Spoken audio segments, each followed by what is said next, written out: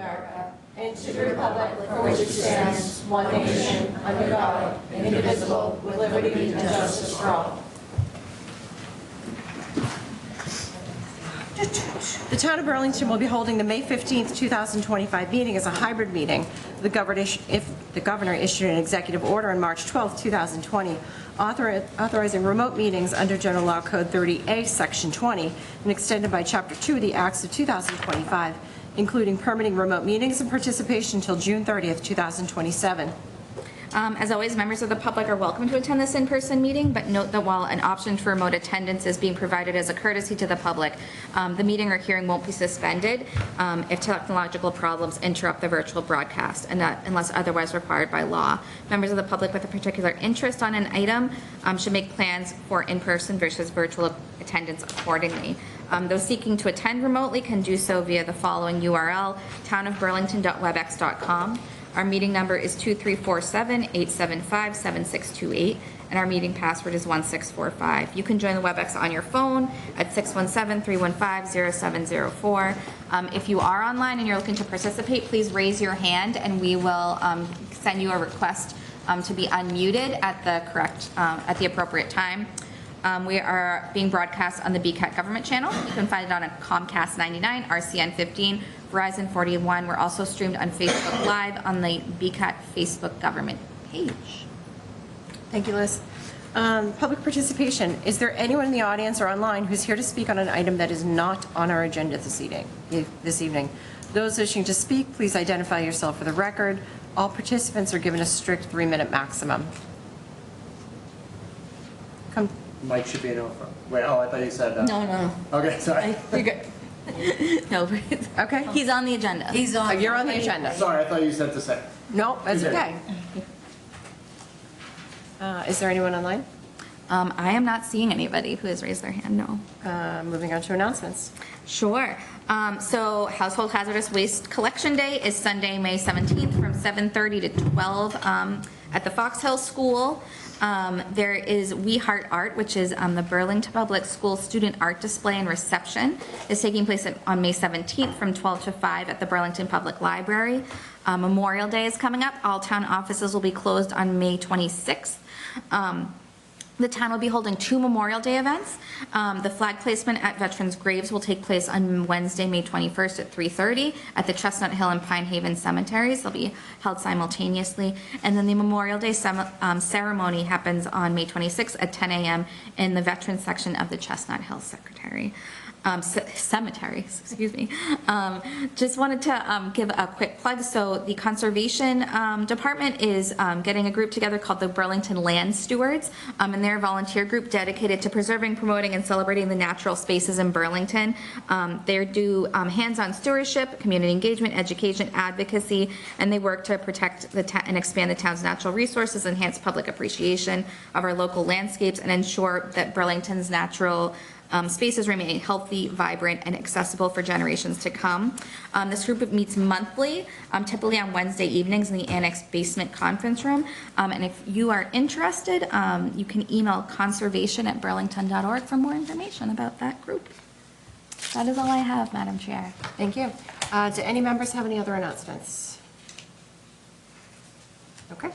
Let's move it on to administrative matters. Item A is discussion, zoning bylaw warrant, Article 35, use table optimization, submitted by the Planning Board.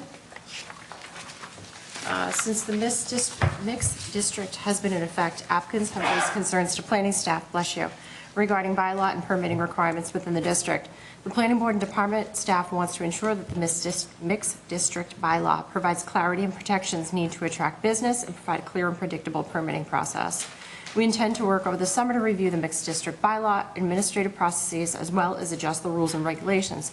With these goals in mind, may I have a motion, please? Please.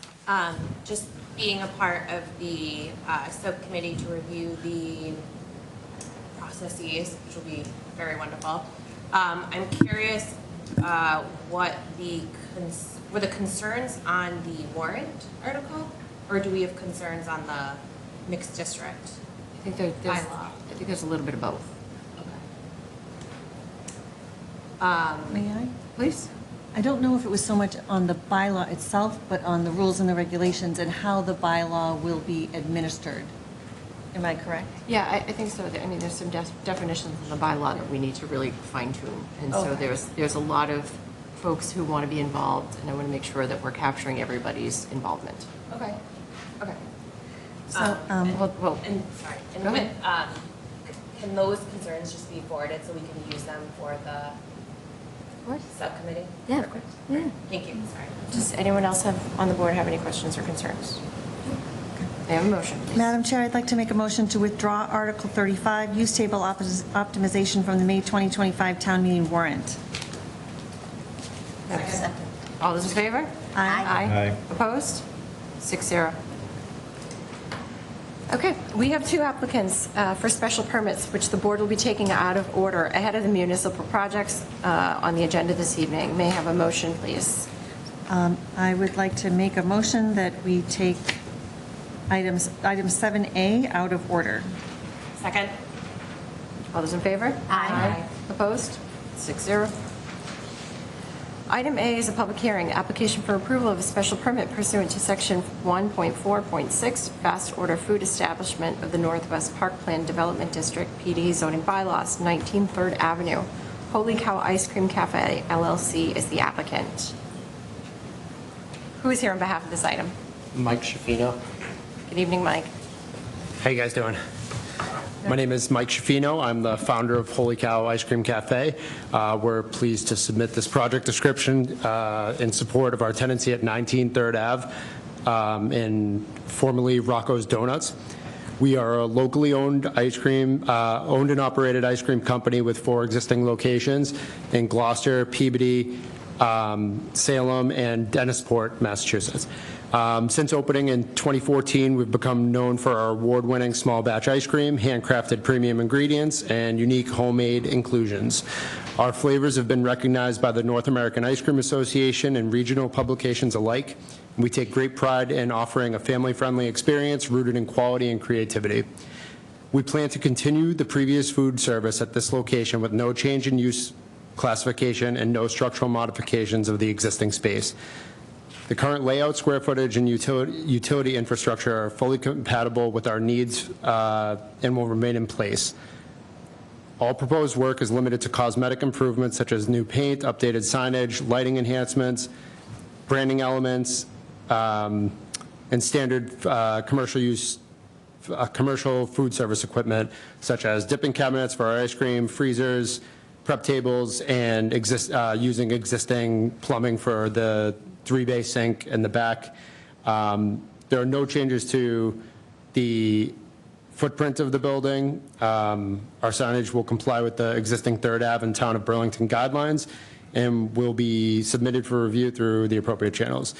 We anticipate no additional strain on parking, waste removal, or shared infrastructure, and we will be working with the plaza management to coordinate any logistics related to deliveries or refuse handling. The customer flow and volume are expected to be similar to that of the previous tenant, with peak business typically occurring in the afternoons and early evenings, particularly in the warmer months. This location will operate 7 days a week with expected hours of 12 p.m. to 10 p.m. All ice cream will be produced at our off-site at our Salem production facility and delivered to the store, ensuring minimal on-site prep work and streamlining operations. Our team will include a full-time manager and approximately 10 to 15 part-time staff. Holy Cow has always prioritized building strong relationships within the community we serve. We regularly partner with local schools, nonprofits, community organizations through fundraisers, donations, and seasonal events. We also collaborate with local small businesses, bakeries, and coffee roasters to source local ingredients and create limited edition flavors to highlight the creativity of our local food scene. We plan to continue this tradition in Burlington by developing meaningful relationships with nearby businesses at 3rd Ave and throughout the greater Burlington area.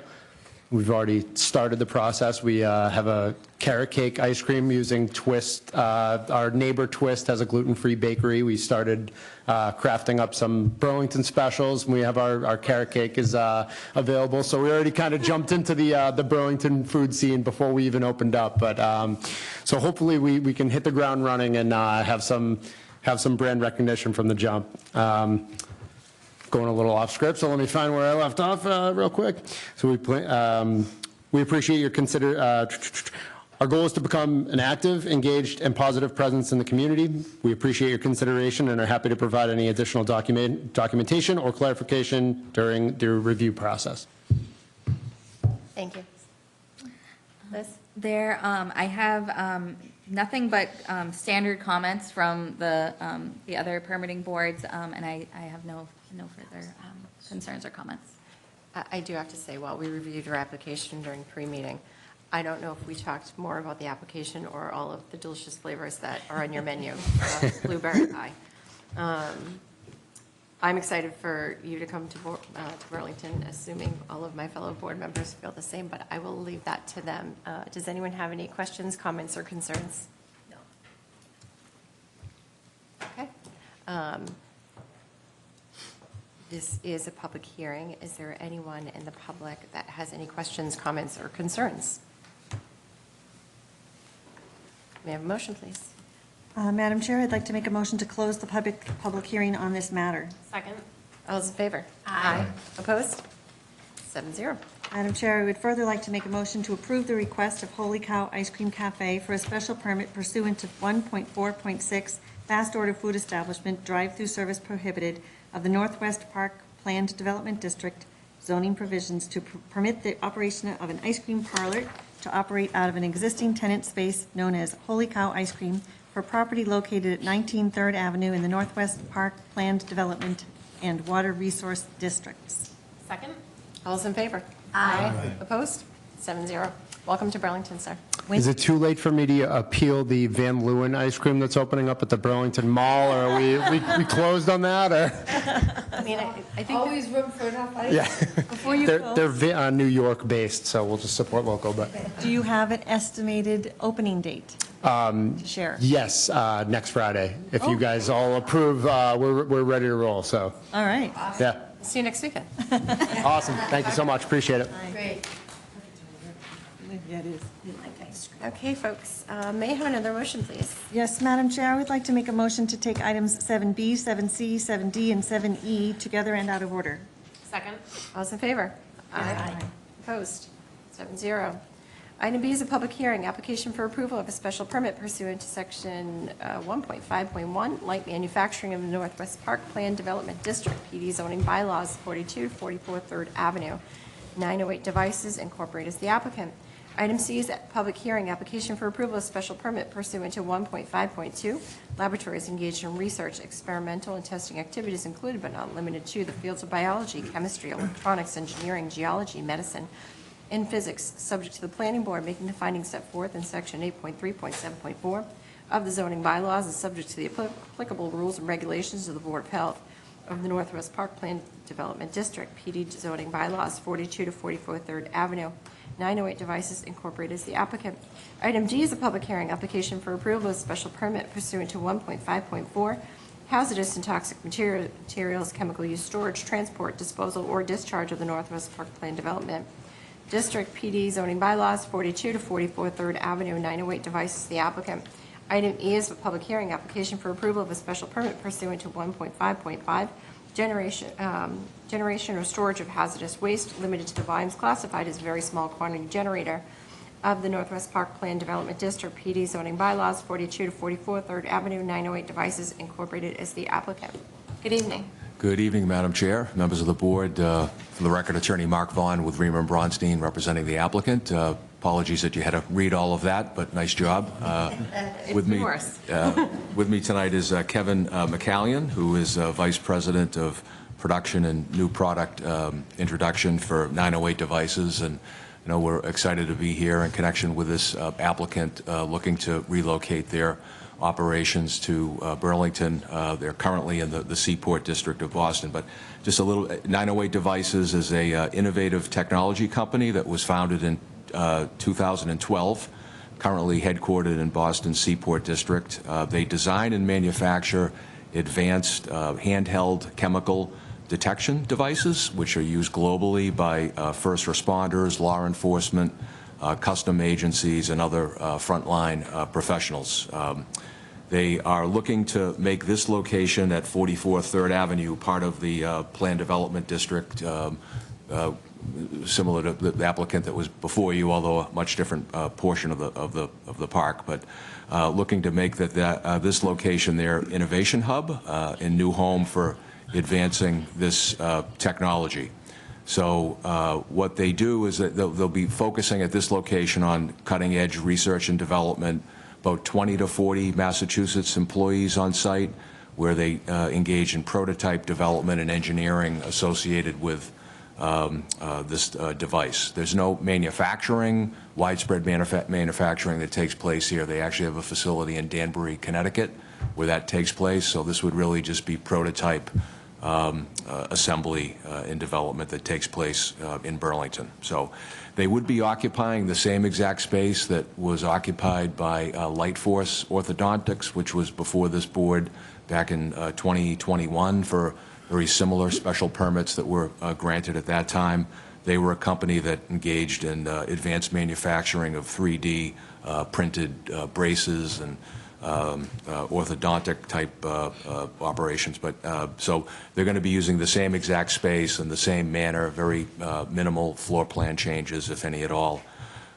So as was the case with Lightforce, they are going to have, as part of their efforts, some very limited on-site materials, solvents, chemicals, all of which would be handled in conformance with all applicable requirements. I know that they have submitted the application to, it's been reviewed by Board of Health, and Board of Health has provided comments in terms of making sure that they get the appropriate paperwork, which they obviously will. So with that, happy to answer any questions or address any comments. I know Kevin and his team who are here are very excited about becoming part of the Burlington landscape here. I know in chatting with Kevin, I think they're excited about the 3rd Ave location, just in terms of the amenitized nature of the area and restaurants and shops and ice cream. But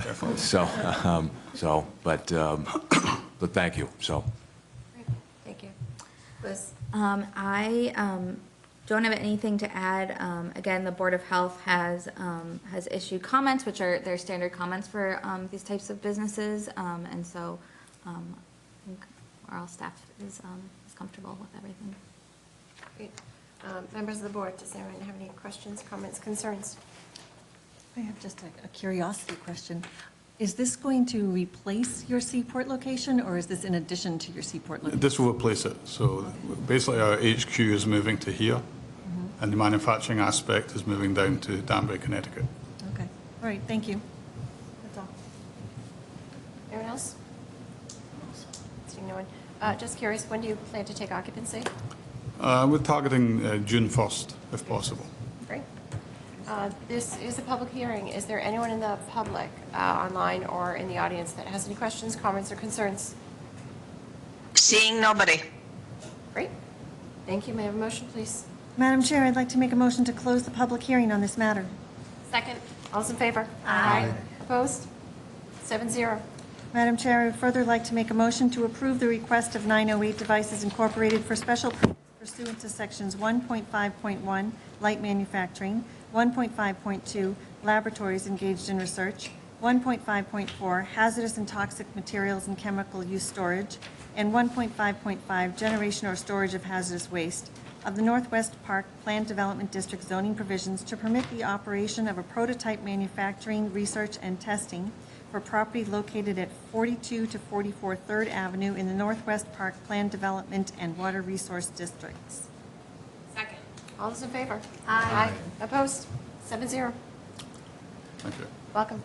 Thank you very much. Have a good evening, folks. Thanks, Mark. Okay, thanks, folks, for your patience. We'll go back to our agenda items as listed. Next up is 6B, 6B is discussion, application for approval of a site plan, 1 Overlook Ave, also known as Overlook Park, in the Burlington Parks and Recreation Department is the applicant.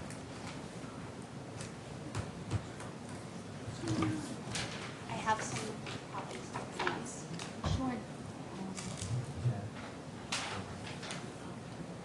They're double-sided, so you want to check the one with the numbers on it. Okay. So take one down, pass it over. Pretty sure that's And then, do you have a presentation that you want me to pull up? Yes, there should have been just the single site plan, rendered site plan.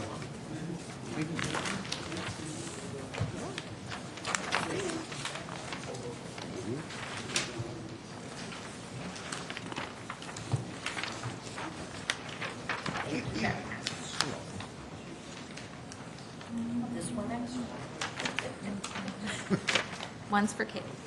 Huh? Oh, Kayla, oh. It's his birthday. Happy birthday. Happy birthday, Caleb. That's right. Yeah. Being recorded, we get the whole room synced. Maybe we'll do that next time. And we'll get some gluten-free ice cream. That's a little rough. Sounds like a good plan. Ready to go? Okay. Yes. All right. Thank you, everyone. My name is Regan Andriola, registered landscape architect and senior project manager with Weston Sampson, here on behalf of the Town of Burlington's Park and Recreation Department. Thank you for your time tonight to discuss this item. This is for basically a facelift to Overlook Park. This is a result of the previous outdoor facilities master planning process that was done last year. As coming out of that master plan, a phased concept was done for Overlook Park. And that whole process informed, with public input, what people wanted at this site. Through that phased concept, that was used to apply for a Land and Water Conservation Fund grant, which the town did receive for this project, so we have funding, and that needs to be expended by the end of 2026. So again, basically this is a facelift to Overlook Park. We're really a continuation of the existing uses with basically just improved amenities and infrastructure. So as we know, it's primarily a passive recreation site, so we're continuing passive rec with a focus on accessibility. So we do have a rendered site plan up on the board or on the screen there. So I'm just going to run through quickly some of the key features here. And as you know, we have submitted our site plan review application already with the detailed technical plans, but it's nicer to look at colored plans. So coming through, we're going to be entering off of Edgemere at the same location as it's existing. Generally, we are just formalizing the driveway and parking areas. Currently, there's a driveway that runs through, but no formal parking. As we know, there isn't a requirement for like minimum or maximum parking numbers for a public park, but we've put parking in there what we think is reasonable for the site. So we have 38 parking spaces, with 6 of which are accessible. So as you come in, parking on either side, the 2 existing buildings, the existing maintenance building and theater building, will remain, no changes to those. And again, formalized parking so that we can provide accessible parking spaces that meet the town's requirements. We've also slightly widened the driveway going in there in order to accommodate both fire and emergency vehicles. Additionally, just while we're talking about fire and emergency vehicles, we did meet with the fire department and have their turning or the specifications for some of their apparatus. So one of their fire engines, we have accommodated the appropriate turning radius so that we can pull a fire truck in front of the existing theater building with removable bollards. So it would be going over what typically would look like a pedestrian, access way. We'd be able to remove bollards and get fire truck access into, the front of the theater building so that we have adequate access on 2 sides of that building. And additionally, going up the hill, we have a turnaround there to fit an ambulance if needed. Moving on, so basically at the bottom of the hill is we have all new pedestrian pathways, numbers keyed out as number 3. Basically a paved 6-foot sidewalk throughout with various benches situated along the walkway. We have number 6, we have 2 picnic areas with various picnic tables and one area with a potential, where the 6 and 7 is. There is a potential shade structure. We're just saying potential because we're just want to make sure we can accommodate it in the funding, but we're trying to get that in there now. And then the big pink area in the middle, number 2, is a playground, new playground, which we're really excited about. It's the Parks and Rec has been working with their therapeutic recreation specialists to make sure that the playground equipment really maximizes play value there. And so we're pretty excited about that design. We're getting really close to finalizing that, but the footprint of it will remain. The big oval circle number 1, that's basically an open field. All the existing trees kind of to the right of that big circle will remain. So we're trying to minimize tree removal as much as possible. So that whole wooded area will remain, but then the rest, that big number 1, will be a nice lawn area. So again, passive rec for spring through fall, and then we've identified that dash line is where we could have a seasonal skating rink to be flooded, boards put up and flooded for the winter, which is cool. What's next? Okay, so moving up the hill, if we go to the top of the hill, we've identified, actually the opposite page down, yeah, sorry. It's a little, so that's, keep going a little bit more. And so we've identified parking spaces up at the top, primarily 3 accessible spaces, and I believe 2 or 3 standard spaces, mainly so we can get people up there parking, and then all the brown are accessible trails, permeable. So we have the one that kind of zigzags down the hill, we're calling that like our woodland trail, which will be really neat. At the top, at the very top, number 8 there, we have kind of an overlook with some educational signage opportunities. I think that's technically the highest spot in all of Burlington. So you have really cool views out to the Boston skyline and everything from up there. So we'd have bench signage right in that location. Let's see, what's next? Accessible, permeable trails, we talked about that. We move back down the hill along at the very frontage. I kind of skipped that because it's less fun. As we come into the site, there will have to be upgraded electrical, so there will be a transformer right at the beginning, but we want people to get right past it and then get into the park. That looks a lot better. So we do have the transformer off to the right. Number 13 is just a grass overflow parking area in the occasional event, that there's a larger event and we need some extra space for parking. Along that frontage or that property line there, where we have the closest abutters, we are going to be taking down and replacing in kind the privacy stockade fence there to just protect the abutters' privacy, as well as, just to kind of close off the park, a little bit better. So. So along with the upgraded electrical, the transformer there, we are intending to do electrical or site lighting throughout. We are going to be, we have a photometric plan in our submittal that shows driveway lighting and kind of lighting that lights all of the parking lot in the driveway, as well as lighting around the interior walks at a lower elevation. We would like to get approval on all of the lighting. We may not be able to do it all in phase 1. At a minimum, all the conduit would be put in, and the lights along the parking and driveway for safety. And then, either if we can afford it this phase or in the second phase, we'd be doing adding in the pedestrian lighting. All of the lighting, obviously, it's not meant to be all night long. It's a dawn to dusk park. It's really meant for those like October, November months where it's still nice, but it's dark at 4 o'clock and kids still want to use the playground. So it's really just for those months is the key there. And if there happened to ever be, some sort of night event that you wanted to have lights for.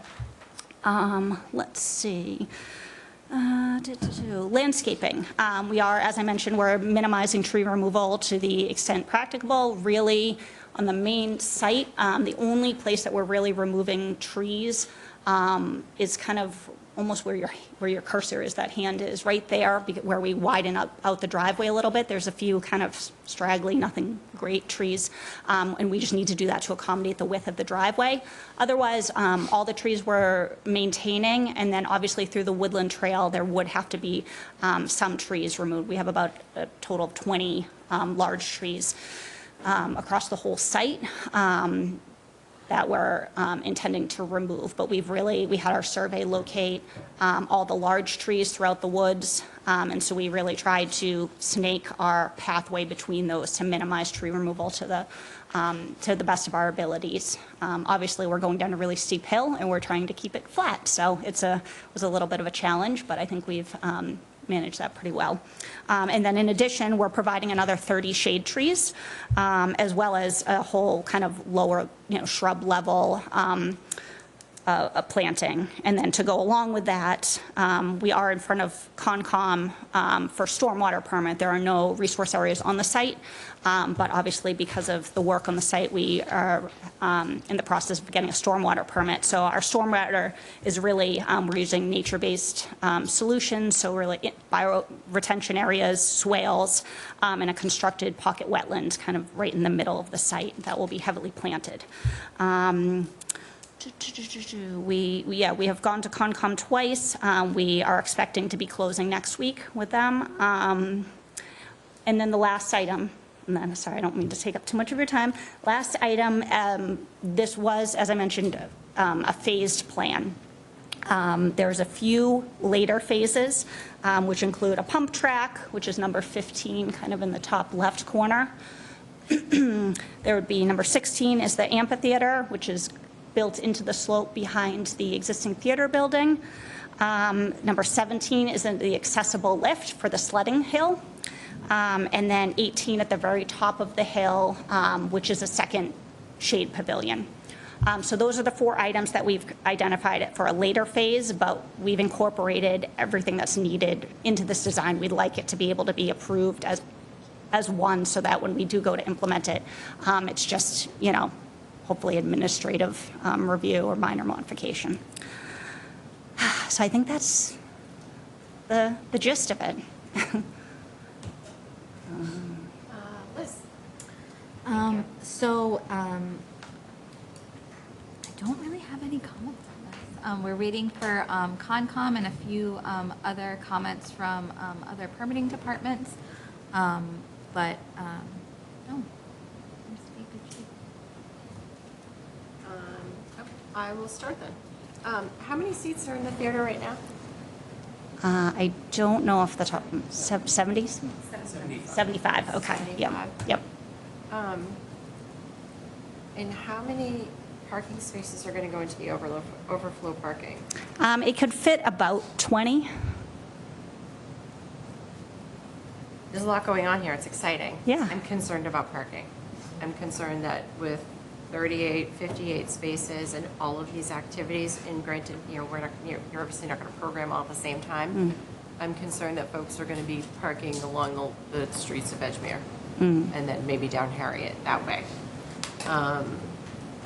So something to think about. The trail, is that dirt, gravel, or paved, or what's that? It's like a gravel mix. It's an accessible, permeable mix. So it's basically like a compacted gravel. Okay.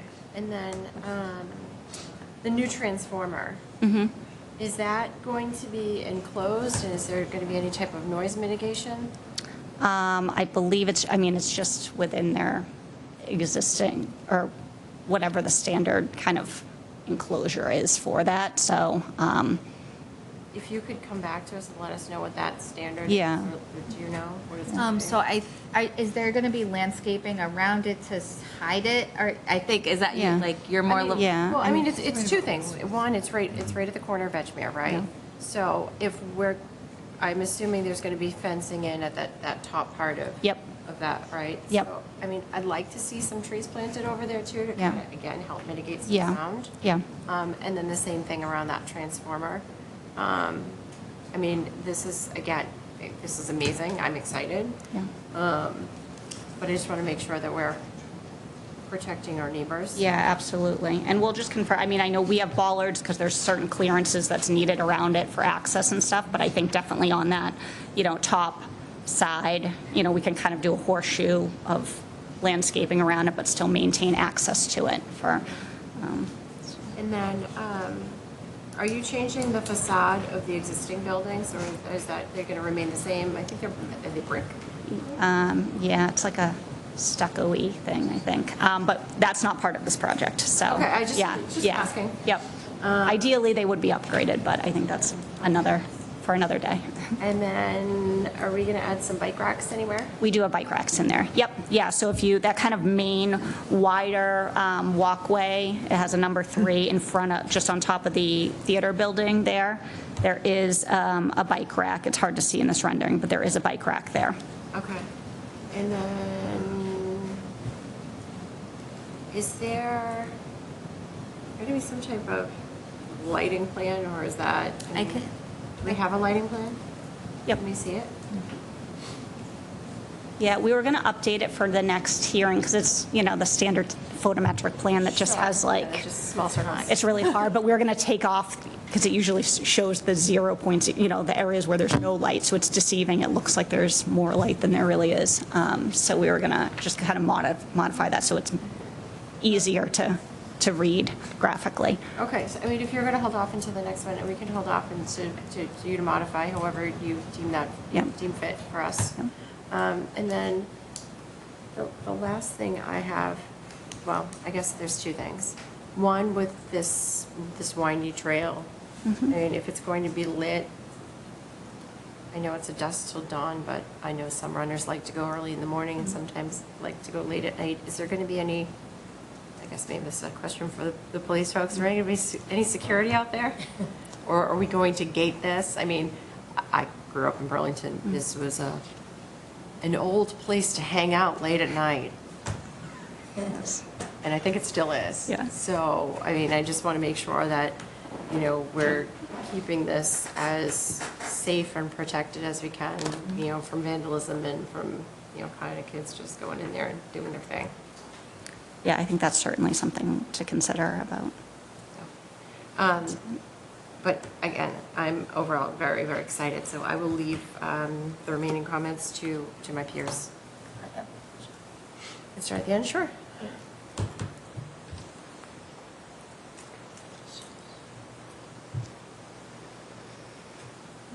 So, hi. Hi, good. I have one question on the picnic area. So I see we have 6 and 7. Are you going to have a lot of picnic tables there, or? Currently, there's 6 total that we have shown on here, so 3 and 3 in the 2 different picnic areas. And one side, we have kind of like more of the square 4 or 3 seat accessible, kind of more like a cafe table. And then in the other area, we have a longer, more like traditional picnic table. And in 7 where the shade is that additional? No, there would be Tables? there would be 3 under the shade and then 3 in the other area. So we Oh, kind of so wanted to have 3 2, okay. 2 different options. Make sure. Okay, thank you. You're welcome. Anything? I have some questions, but I'm going to reserve until after I hear Okay. Yeah. from the abutters of it. Okay. Yeah, I have a question about the amphitheater. I know it's not part of what's being built initially, but again, I have concerns about parking. And how many people do you envision being able to fit in an amphitheater like that? That's a good question. I don't think we really counted a number. We just were trying to do something small, but that's something we can give some thought to and give you just based upon the size there, how many people we think we could fit, and we could scale it appropriately, so. It just triggers some of the same concerns Yeah. with parking because it's more likely to happen during the day when there's other activities. Yep. The theater could be more evening, so. Exactly, I want to yeah. take that into consideration. Yeah, we did feel that it was sort of, that the uses would be at different times here, for sure, so. I have one other question, actually. Is there anything that prevents people from parking along the access driveway? Because to the point about people parking on Edgemere, I know sometimes people like to park close to where they want to be, and I could see them just lining that and possibly preventing access for an ambulance? No, that's a good question. So along, on the, I'm trying to think, kind of, on the downhill side of a good portion of the driveway, there's a guardrail right at the edge. So that would prevent somebody at least from kind of hopping the curb. The entire uphill side, which is kind of Page South, that entire side, there's a swale along there. So at least, again, that doesn't prevent people necessarily from parking on the driveway, but from like kind of hopping the curb and saying there's like a pretty severe swale along that whole side. So I think people wouldn't want to be pulling off there. But maybe it's something, even signage that we incorporate to, no parking signage or something, so. Yeah, I'd like to just find a way to make sure people don't block that. Yeah. It's needed for an ambulance. Yep. Well, first of all, I'm very excited to see this. This neighborhood deserves a nice, fresh new playground. I'm excited they're going to be getting it. I have a couple of quick questions. Does the theater have a dumpster? And if so, where is that located? I believe, do we have a dumpster? Yeah. Thanks. Brendan Egan, Parks and Recreation. The theater has a dumpster behind the building. So if you were looking at the front of the theater where the amphitheater, future amphitheater spot could be, right in that area. Right where the amphitheater is? To the left where the road starts to go up the hill. Okay, is it screened currently? No, Can we get that? has a lock on it. It's not screened. Can we get a fence around it, the way we do for all dumpsters? Since we're going to make everything look so nice, we don't want to have a dumpster out there. That would be nice. Will there be trash receptacles in the playground area, or do we not do that anymore? We do have one, and it's kind of right in the middle. If you think between the playground and the players' building, there's a number 6.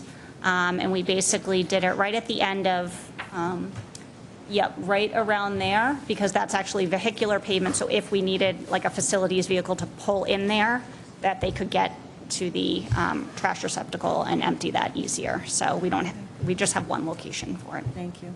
I think this is, I'm sorry, I'm just a little confused where that Dumpster? dumpster's going to be. I got you. Over Is near, it kind of in that corner where the, That's the current location. that's the Right. current, and so where's which the, number is it near?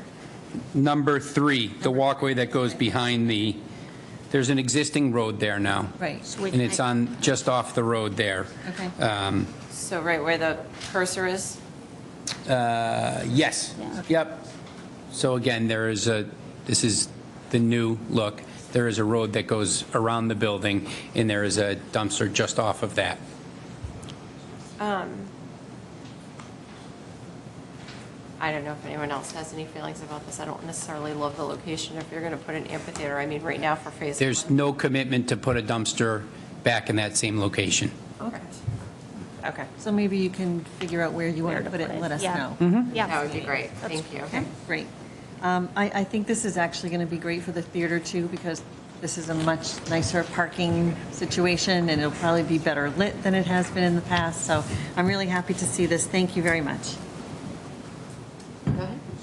I just have a quick question on the sledding. On what? The sledding hill. The sledding hill, yes. God, I love those. What's the elevation difference from the top to the bottom? And I'm assuming you're sliding into the playground. You are sliding into the playground, yes. You know what? I don't have it off the top of my head, but I want to say it's at least a 20-foot grade change. You better oil up your toboggan. I think it's close to that, yeah. All right, and so we just want to make sure that there's nothing close to where they stop. Yeah, there is a flat area at the bottom, so this doesn't show the grading, so, but All right. we'll put some bumpers down there, Now, if you get the elevation higher, that would be great. yeah. Get more speed going, that would be fine. That was it. Okay, thank you. I also just have a couple questions. This is incredible. This is going to be very popular. Mom with 3 young kids, I'm excited to visit this. One of the first things, though, I'm always looking for when I visit, especially with a potty training child, is will there be restrooms? Will not be restrooms. Not be restrooms. Okay. And then one of the things that I've seen as of late in playgrounds, which has been lovely, especially if this is going to be at one of the highest locations in Burlington, is shade over the playground.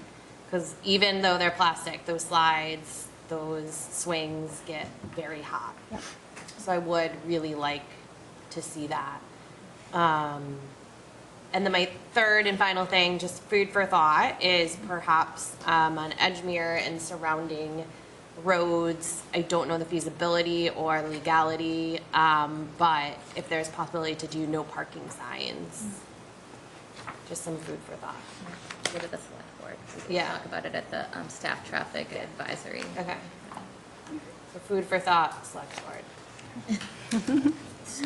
That's it for me. Great. Member Mpemba, you had mentioned you wanted to wait until we hear from abutters, correct? Yes. Okay. This is a public hearing. Is there anyone in the public that has any questions, comments, concerns? Sir, if you would kindly come up to the microphone over here and introduce yourself, please.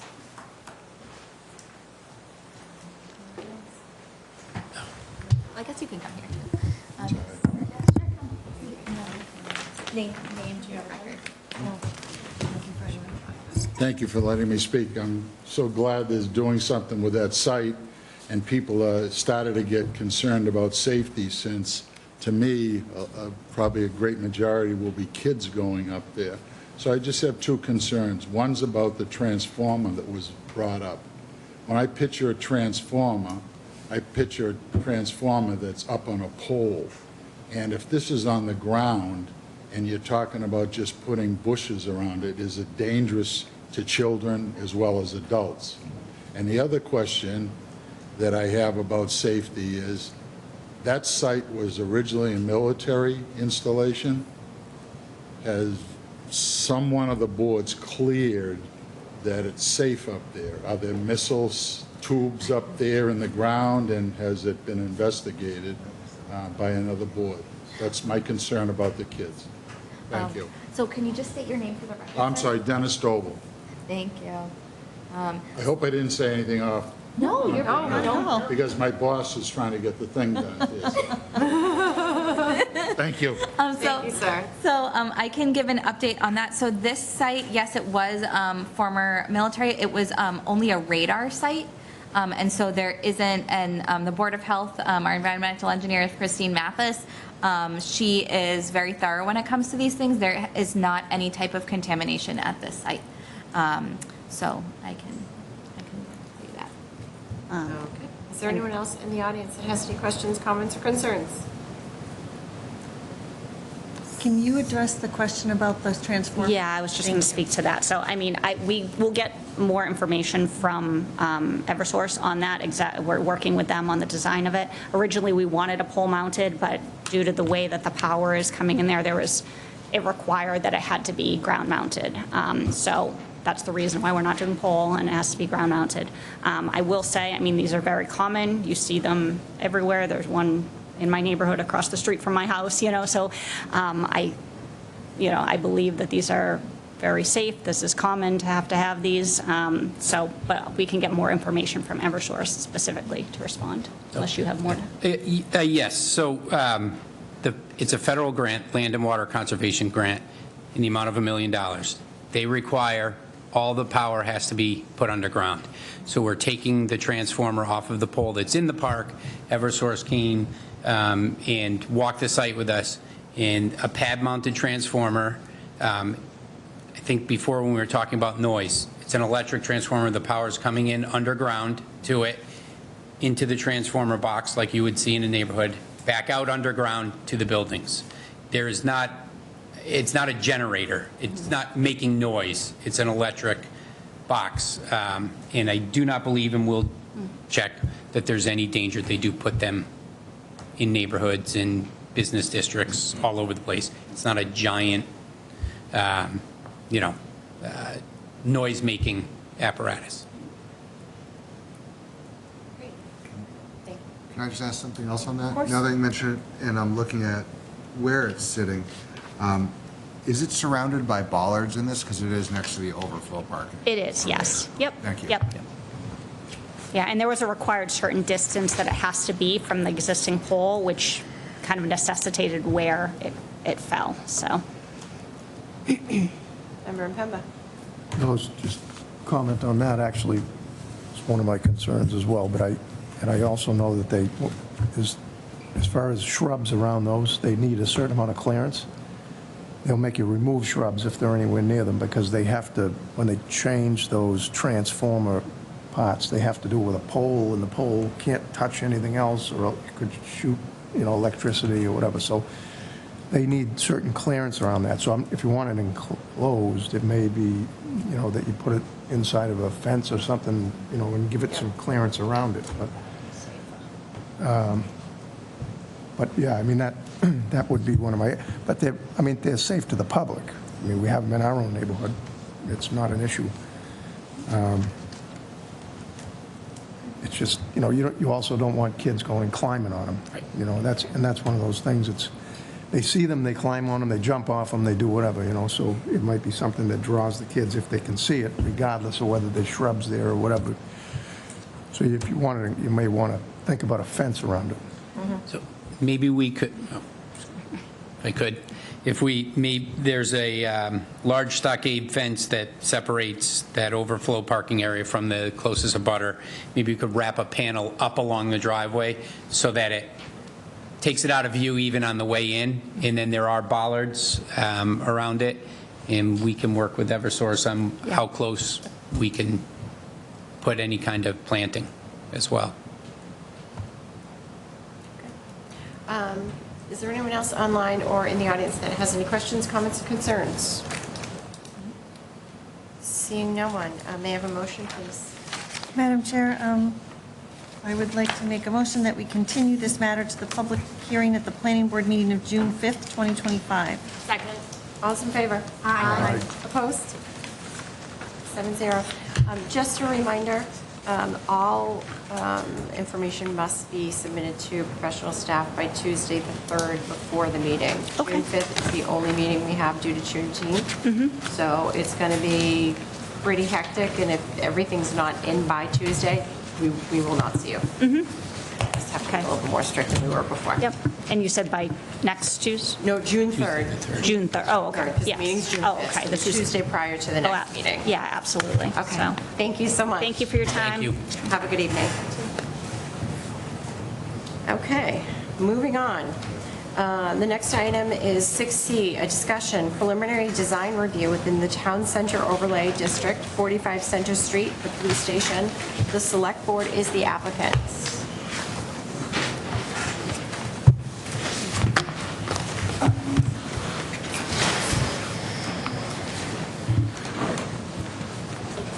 Okay if we put some people here? Of course. You may just want to kind of move them a little bit closer to the microphones if they have anything to say.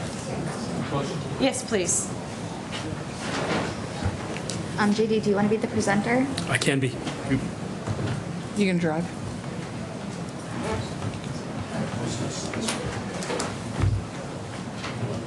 Liz, do you want to start out? Or do you want to I can kind of give while they're getting ready? background. You could. Yeah. So just a little bit of background. So the new police station is in the Town Center Overlay, which is a overlay district that is turning almost 20 years old. And so as part of that, it was a big group effort to get the overlay done and really enliven the town center. We have the downtown business district, and then we have up here, which is the civic center. And so as part of that, there are town center district design rules and regulations. And The 3A committee originally was the group that kind of administered this, and as that is not as active anymore, it's kind of fallen into the hands of the planning board. And so part of those rules and regulations, one of the recommendations is to have a preliminary design meeting. So this is a discussion, it's not a public hearing, to discuss and have the applicant talk about the designs and then provide feedback. So that is where we are. Great, thank you.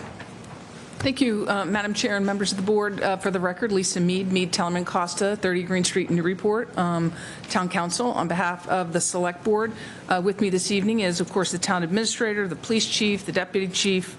Alyssa is online, the site engineer from Weston and Sampson, and the project architect is Kevin Wetzel from Castle Booze. So what I want to do is just a brief overview of the proposal and then really look for feedback from the board so that we can hear what the board's comments are relative to the design. So if you go to the first slide. So what I wanted to do is just introduce and remind the board of the existing conditions. So you have the police station as it exists today. You can see where Center Street is, and Sears Street goes up along the southerly side of the existing police station. You'll recall town meeting rezoned a portion of this area to make sure that there was enough area in the district to include the use as the police station. So when we come back into you, we'll have a proper A&R plan. When we see you on June 5th, we'll be submitting an A&R plan which explains that along with the rest of our application. Next slide, please. And here is our proposed, here is the proposed layout of the building on the property. I think it's important to know that coming into the project team and town staff looked from an overall perspective on how best to utilize the site consistent with the town center overlay district requirements, namely the utilization of the topography and how the function of the site can meet the needs of the police department first and foremost, and how to build that in to the way the topography sits, the topography is there and how it sits between Center and Sears Street. And once they determined that the site could function for a 21st century police station, then how would they put a building there that would also work? And so this is the layout, and we're going to get into that a little bit more as we go through. But essentially, there's going to be, you get an ingress into the site on Center Street, and that's one way, and it goes up on the southerly side of the building, and there's some parking for visitors there. And at the rear of the site towards the top of the site at Sears Street, there's both an ingress and an egress to come in and out for both the visitors and then, of course, the personnel for the police department. And then the police department uses the parking in the rear of the building, and their maintenance building is in the rear of the property as well. And likewise, there's an emergency access to be closed off, but in case there's no access onto Sears Street or Center Street, there is an emergency access on the northerly side of the building. So as they looked at that, they're like, how does this building then fit so that we can get the functionality needed as well? So first, then of course, they wanted to look at the cohesiveness of the design within the town center, and particularly along this area of Center Street. So if you think about the fact that we have the Grandview Farm building, which is wood clapboard, right? And then all of a sudden going down the street on the southerly side, we have a row of brick municipal buildings, which by the way is wonderful and unique, but then you have to tie the two together. And so I think that when you see our first design, you'll see how they took the lead from both of those buildings to try to do a nice transition down and respect that design along this street and tie it all together. And so finally, we'll show you how the design guidelines provide the rich architectural detail, which is appropriate for the town center design guidelines. We'll see the appropriate facade elements, which break up the facade and the various stories of the building, which are required, so you don't have one big flat building that's facing the street that looks like an institutional building. It's going to be, they're defining fenestrations, the windows and doors are appropriate to match the surrounding buildings and be respectful of those. And then we incorporate some gabled dormers that provide definition to the roof line, again, so you don't have a flat roof, but which is also required under the Town Center Overlay District Design Guidelines. So with that, I'll move right into the designs. So here is what it's called option 2, but we put it forward because we think it actually brings the two buildings as I described on either side, the north and the south of this building together. So you can see we have the brick accents that are respectful of the municipal buildings on the southerly side. You can see then you have the wood clapboard, which actually is cementitious clapboard siding, and then the brick is brick veneer along the rest of the walls. And you can see the dormers in the roof line as well that breaks up the roof line and provides a really nice definition between the sections of the building, which is required under the design of the Town Center Overlay District as well. I think also a couple things in the front of the building that I would make note of. You'll see the two-story glass entry. That's really important for a couple of reasons, for the police department as well as the architectural design. And that is, one, this is the southerly side of the building, and so it doesn't get a lot of light, and so it's important to open up that light into the second floor.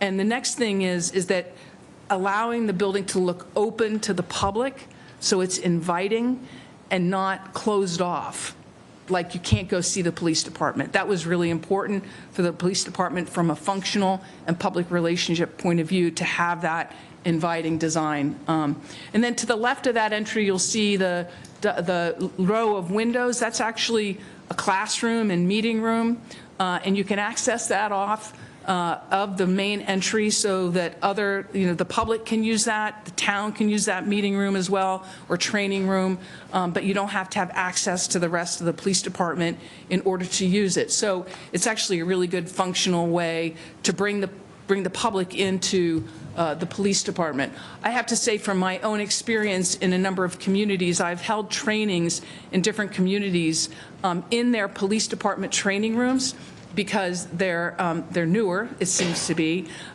Also, they have great equipment, and it's really a different setting, and they operate really great for a community training room. So I think that everybody's pretty excited about how this is all laid out.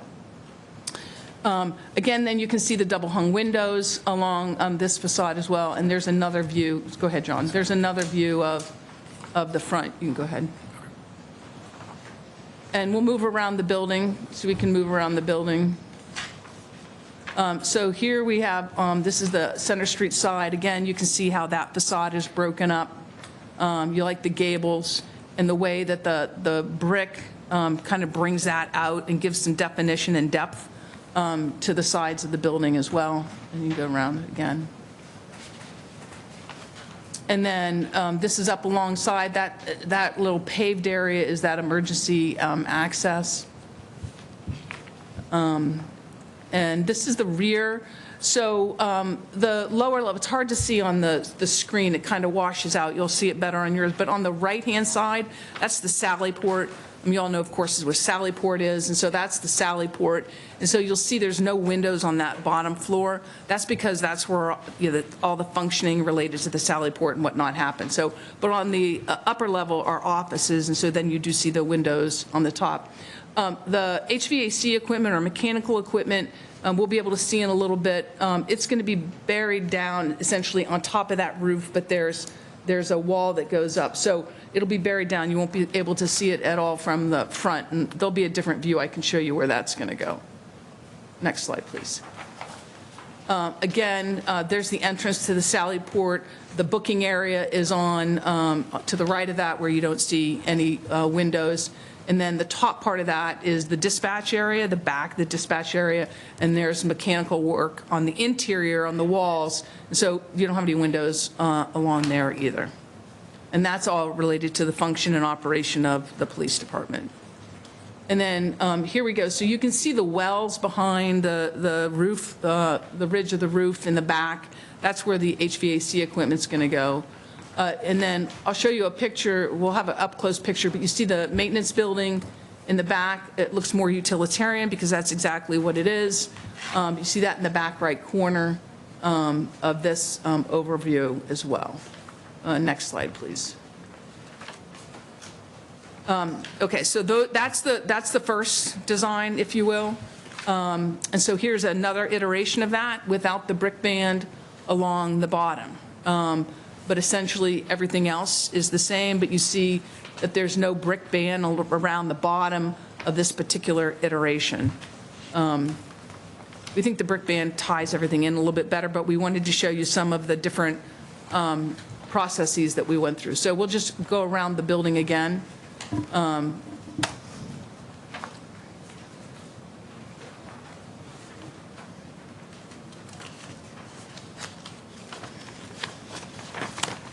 And then, so there's the back, and there's an overview.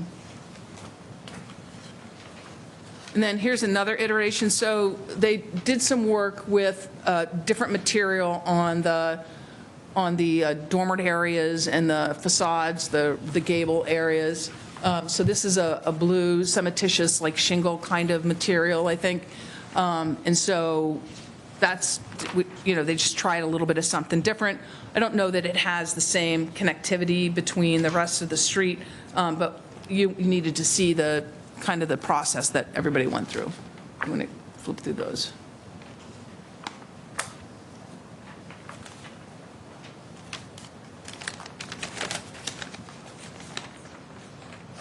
And then here it is. So this is using different textures, but not different colors. So you have the clapboards and then the shingles, but the colors are essentially the same muted colors throughout.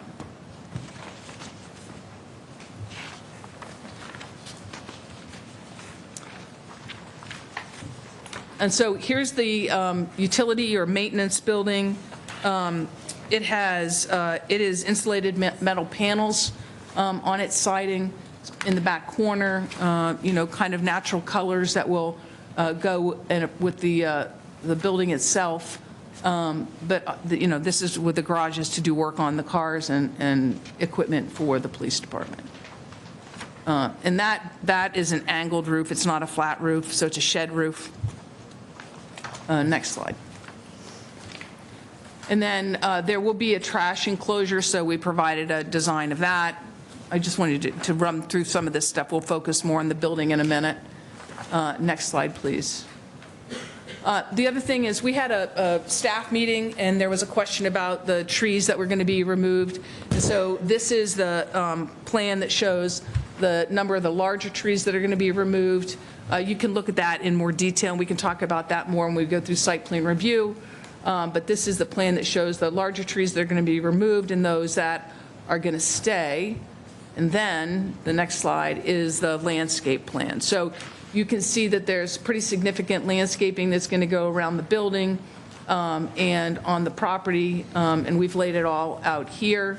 And we will go into much more detail on that when we come back for site plan review, but we wanted to show you and give you an idea of where we were with that at this point in time. Similarly, we provided a photometric plan, so we keep all of the light on the property. You can see the pole lights that will be used throughout the area of the parking lot and lining the front entry and Sears Street as well. And then we show you the recessed lighting as well as the wall lighting that's going to happen. But importantly, the lighting will all stay on the property and meets the requirements of the board. And I think that's the last. And then we have the floor plans, but we don't really need to go through that. So We're all here to answer your questions, to hear your thoughts and comments. The Select Board will be meeting Monday night, so we'll be able to finalize all of this next week and submit a final set of plans to you well in advance of our June 5th meeting. Great, thank you. And Barbara and I were at the last police station meeting, so I think that I'll start and speak for myself. I like the brick option too with the bander on the bottom. The outbuilding, I think we can do a little better on that. I don't know if it's possible that maybe we could do, even if it's a faux brick to look, because I think that the intent for the police station is to use a true brick or on the exterior of the on the building itself. But then on this outbuilding, I think if we added some brick or something, I think that would be appreciated. Other than that, I don't have anything else to, oh, actually, what color are we making this enclosure for the fencing? For the dumpster enclosure? Oh, the color, white, yeah, not natural color, right? You want it painted white so it goes with the rest of it, right? Yeah. Yeah. And I will, yep, go ahead. Thank you. Thank you, Madam Chair. My first question is, in the last meeting that I attended, there was a question as to whether or not we could afford the brick. So I don't want us to go too far down a path if we can't actually have that. Do we have an answer to that question? No, we haven't got a newest estimate. We won't Okay. have one before June 5th. So just good to know, because if that's, I think that's why we started talking about the white with clapboards and shingles without any brick, because that would be a cost, that would be the cost that was the reason for that decision probably. So I guess we'll get to that. I also want to talk a little bit about the outbuilding. I would like to see the outbuilding match the main building a little bit better in terms of both color and roof line. This is something that is closer to the neighborhood and very close to the library, and I think we can make this look much better than it does. It doesn't have to be, it's not going to be tall like the other one, but I think giving it a roof to match the roof line of the building makes a really big difference, and I think it should match in color as well. So if we do brick, we have a brick band. If we don't do brick, it should be whatever color the station is, so that it matches. So I'm interested in this a little bit because it is a different building. It serves a different purpose, right? It's a maintenance building, right? It's not a mini police station. I understand that. So, I mean, there's a purpose, and I'll let Kevin address this a little bit, with the shed roof, which allows more volume inside, and it allows to be used more, right? If you go to a gable-ended building, you lessen the volume inside, which reduces capacity, and I don't know if there's a height issue or not, so I know you want to address that, Kevin. We just know the primary purpose for this is to store the department's mobile command center. Mm-hmm. And the height of it is we need to keep a clear 14-foot to get the mobile command center inside the building. Mm-hmm. It's also going to house the speed trailer, some of the other motorcycles, and the other large equipment that's currently stored outside now, in the hope that it would actually prolong the lifespan of all of that equipment. Because right now, it's sitting in basically an unheated tent for the mobile command center. That's not really the greatest thing for longevity. So with doing it as what we typically do in a lot of projects to save a little bit of money on the budget, is to do it in a pre-engineered metal building. Turns out to be close to like between 60 and 75% the cost of putting it in a real construction. And it gives us the ability for a bigger open space for those types of activities, and the freedom of the department to be able to use it for multiple purposes. So this is metal. Yes. Yeah, insulated metal is what I said. Yeah. Is that allowed in the overlay? I doubt it. I don't know. I would have Not to at go all. back and look. No, it's not one of the Yeah. materials that's allowed at all. Right. I was misunderstanding. I know we talked about this briefly at the other meeting, and Brenda and I both said the same thing. We don't want to see it be metal, and I still don't want it to be metal. And I don't understand why the roof has to be like that and why it can't match the roof line of the larger building. I know it's not a mini police station, but I I don't, you might just have to make it a little bit Yeah. taller, right? Most of the pre-engineered metal buildings don't come in a traditional Right. pitched roof. I guess We were you're- looking at it from a, Right. We may not be able to go with pre-engineered metal because it's in the town center overview. So if we're not going to go with the pre-engineered building, Then we're we stick probably with could it. choose whatever roof line we wanted, correct? if it turns out that we need to change it to be a stick-built building, we can obviously make whatever configuration we're looking to do. It would just make the building a really tall, maybe a little awkward proportioned, if you would, because we're talking about a building that's probably only 30 feet deep, the 7-on-12 pitch, you're going to have a certain height roof. But because this isn't a normal kind of scale, where I'm going to be probably 16 feet to the roof edge, that if I'm only going to put about a 12 or 14-foot tall ridge on the top of it, it may look a little top-heavy or kind of like a tall cupcake.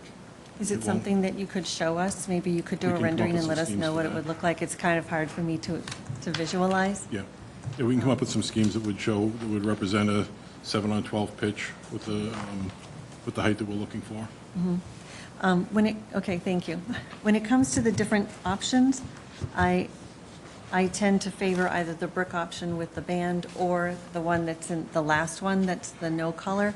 I don't think it makes sense to introduce the gray or blue-gray color because it just doesn't go with anything in the area. So I think we need to either go with Grandview and be white, or we need to do the brick elements if we can afford them. That's where I would come out on that. So, thank you. Thank you. Anyone else? I'm concerned about the fencing. I think for the privacy, for the police officers, I was thinking maybe it would be more of a solid fence so that people can't see when they're coming and going.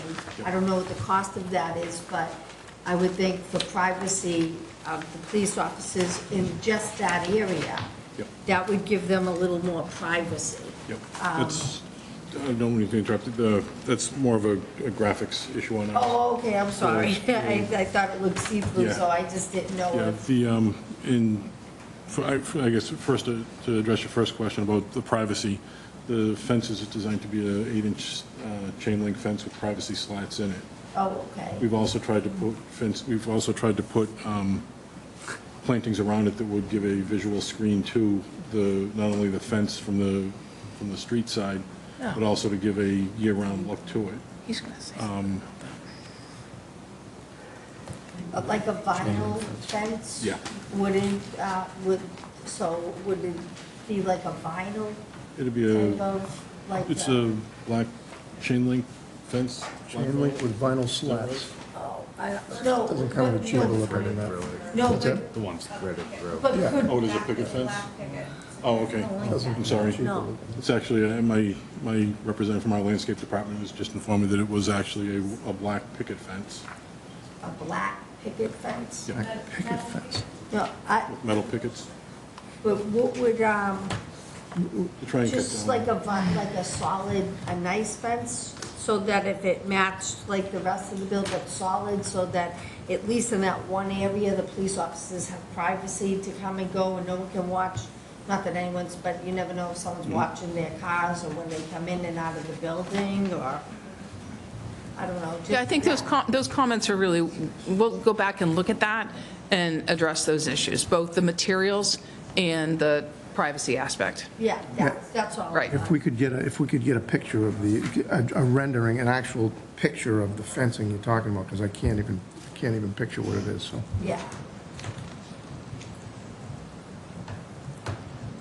Member Impemba, do you have anything else to add?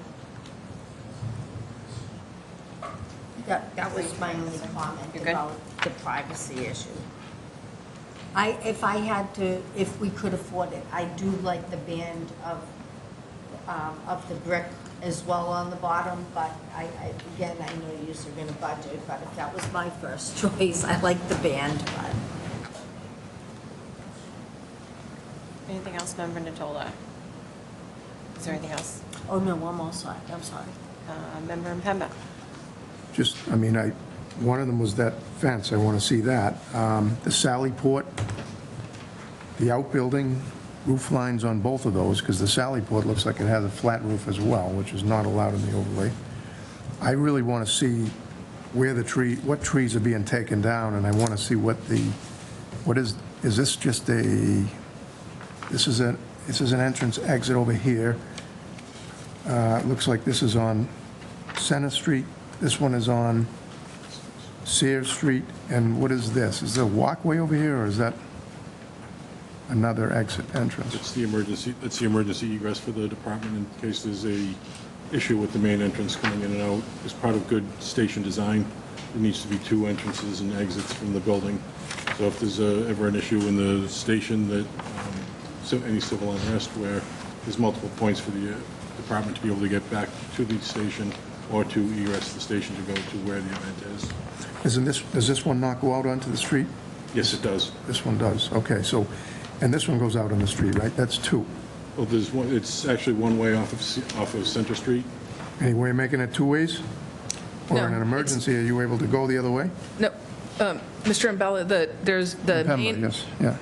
the main entrance is one way off of Center Street and go up, that's where Visitors Park, and you exit off of Sears, and you can go in and out off of Sears as well. Right. Into the back. The issue is getting out of the back a different way than Sears or Center. You got to be able to get down the other side of the building from a functional point of view. That's why there's the emergency egress over there that won't be open to be used, but available in case of emergency. So is that only required so it wasn't required on the temporary building? Is it required on all buildings? The temporary station didn't? No, it's not on the temporary station because we're using the former water treatment plant. Right. Right. But they said that one entrance and exit was all Right, we needed. that's all that's there, that's correct. Right, so why do we need, in this case, is it? Because we're planning a police station for the next 50 years and trying to meet current standards. Right. Right. Okay, so is there any way to do it with what you have over here instead of bringing another roadway through the Grandview Farm? No, There isn't. no, that's the only other way to do the It's the extra only way you exit. looked at. Is there any other way to do it? No, the design team looked at a number of ways. That's the way that they, See the other options you looked at? there's only one other way to get to Center Street on the other side of the building, and that's it. Well, you told me they looked at a lot of options. Can I see them? Well, I didn't say a lot of options. I said they looked at their options. You said they looked at other options. Right. Can I see them? We'll give you whatever we have. Okay, well, I hope what you're telling me is true, that they looked at other options.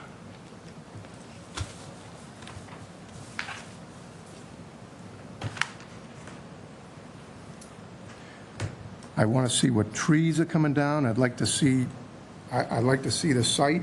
We all should be going out to the site to see what trees are coming down, where they're expecting these roadways to come in through there. I think at the next meeting, there is a site walk. It is during the day, though. So, I'd be happy to record it. Can you mark the trees that are coming down? On the site? Yes, so that way anyone can Yeah. go whenever they want and Yeah, see. we've already identified them on the plan, so, Just mark them with a little Sure. tag or something, and then we can Yeah. go anytime. yeah. Thank you. We should be able to do it based upon the plan. Did we look at any options with shutters, just to make it look a little more like a colonial building? We looked at shutters at one point with the committee, and there was some general consensus that the shutters turn out to be more of a maintenance issue. They tend to attract bugs and bees and those types of nests. So from a standpoint of ease of maintenance, we decided to eliminate them from the building. We could use vinyl shutters, right? We hadn't determined what was going to be wood, vinyl, or Yeah, I guess what I'm saying is vinyl is not going to really attract much by way of bugs or bees. But I guess what I'm saying is, again, and this was my concern from day one, is that we're not going to be sensitive to the fact that this is our historic center of town, basically. We're dealing with historic buildings taking one down, we're putting this up next to another one. It's right now considered one of the most beautiful town commons and centers of town in the state of Massachusetts. And I hate to hear things like, well, we don't really have the money to put the right materials in and these things, and this is what my concern was going to be from day one. So I'm just hoping that, again, we're talking about metal, that shouldn't even be a consideration. A metal structure shouldn't even be a consideration. The roof lines should all match with the town overlay mandates. Again, I know this is the beginning of it. This is the start of the process, but these are some of my concerns, and I'd like to see at least some answers or addressed or, something with it. Because I want to have a good, before I vote on it, the rest of the board has their votes, obviously, but I want to see that this is, that we've come to the best project we possibly can for this sensitive area of town. Has to have some pitch. That's why we need the line drawings. Just to show the pointing pitch. out to your point, Member Mpemba, page 16 of the Town Center District Design Rules and Design Review Rules and Regs states flat roofs shall not be allowed except for attachments such as loading docks, which are distinct from the primary structure or where such feature is concealed from the primary public view. Okay. Roof shall be sloped with a minimum roof pitch of 7 inches 12. So I don't know if that meets the guidelines. I'm just kind of giving you the footnotes here. I'm sorry, what was that? So it's roof. Page 16 of the Page Town 16. Center Guide. Yeah, I just didn't hear your last. Oh, it says Sorry. roofs shall be, if roofs shall be sloped with a minimum roof pitch of 7 inches 12. Yes. Right now, the roof on the building from the primary view, I believe, is what part of the purview for that part that you're looking at is the primary view. So if you look at the renderings from both Sears and Center. Center Street, is the primary view is not taking in the small flat roof portions that are on the building on the back side of the building. Okay. I'm just giving you the area folks to look because I know that they're looking. That's all. Member Mpemba, do you have anything else? No, I mean, honestly, we're just seeing it for the first time, so I want to have the opportunity. You reserve the right to come back at any digest it point in time, my friend. Right. yes. There's one other thing on that secondary road. Is there going to be a curb cut so that if they had to use that for an emergency? Because right now, it looks like it just goes to like a sidewalk. Would they be able, is it going to be? It's actually a tapered Oh, curb. so it will- So it will allow for it. Oh, for And this- them if they had to use it. This is Okay. actually showing it as a asphalt. It's actually a grass paver. So it's a paver material that will be allowed to have the grass. So from a low angle, you won't really notice that it's actually a paved area, but it will give the I like resistance. that actually better than the picture. Yeah, from a durability standpoint, it allows us to be able to run the vehicles in an emergency situation over it, allows for snow clearing, and allows for other opportunities for maintenance, but not have the appearance of asphalt jungle, if you will. Awesome. So it's not hot top? No. It's permeable surface. It's a grass block paver.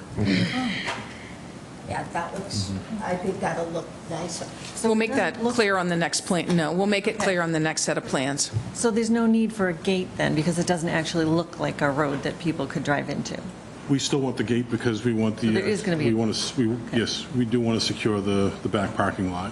If we don't put a gate there, So the gate would be at the roadway? the gate would be up against the building. You can kind of see it in the distance. It's shown just kind of lightly in the back corner. There's not a gate at the road.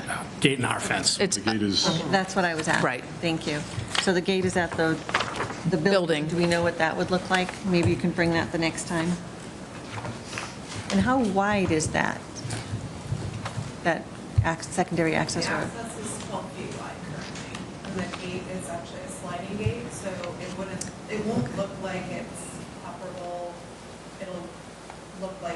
It'll just slide back across the fence that's permanent, and that way cars can egress through there.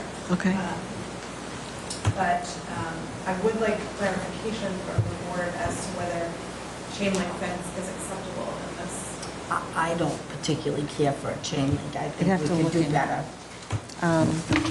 Yeah, I'd like to see what the gate is going to look like, and I think we need to get back to you about fencing, but let's see. Are you talking about chain link there or Anywhere. in the other location? Well, Or anywhere. everywhere? I think I that, understand if it's acceptable in the Right. district. Mhm. I thought that the picket fence would be more acceptable. And it is visually see-through, but it'll be harder to offer a screen that looks like a fence instead of looking like a wall. Against that center street. I mean, what we've had other applicants do is wrought iron, and maybe arborvitae's or whatever along the wrought iron for view, for purposes of privacy or whatever. So, I mean, that's an option that I would love to see there. That would be nice. that would be nice. Okay. Anything else, Member Mpemba? No, not at this time, thank you. Thank you. Do you have anything? Yes. So I want to know if, when you come back, there could be some views of that maintenance building, because there are trees that are, on figure L.2, there are trees that do seem to block a lot of the view, and there's quite a bit of trees behind it. So understanding what people can see of that maintenance building from the residences, from Center Street, and from the library, I think would be important, because I think that can help with the discussion about what should that look like as well. And, I do like the concept, by the way, of trying to tie together Grandview Farm and the municipal buildings. And the library behind it does have both brick and non-brick facades, so it does feel like it kind of pulls together the surrounding buildings. So hopefully the execution can do just that if it moves forward. And I think that's all I really have for now. So. Great, thank you. Vice Chair, did you have anything else? I'm all set, thank you. Okay, Member Ryan. All right, so I really just have one question. Lisa, when you were talking about the two-story glass, Yeah.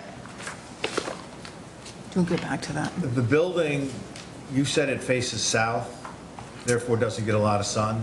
Right. Well, facing south is going to get you the most sun because we're north of the equator. So I'm just kind of curious on the actual orientation of where that glass is going to be, because if it faces west from 12 o'clock on, it's going to be in the sun. Right. If it faces north, then you're not going to be in the sun. Right. But you had said it faces south. So I just want to make sure that orientation is right, because otherwise, you're in a magnifying glass. Right, the heated up, right, yeah. No, I'm going to let Kevin address it. Yeah, I think it's actually more northwest facing. Sorry, The front yeah. entrance is. And part of the reason, I didn't want to interrupt, but I figured we might have a chance to correct that.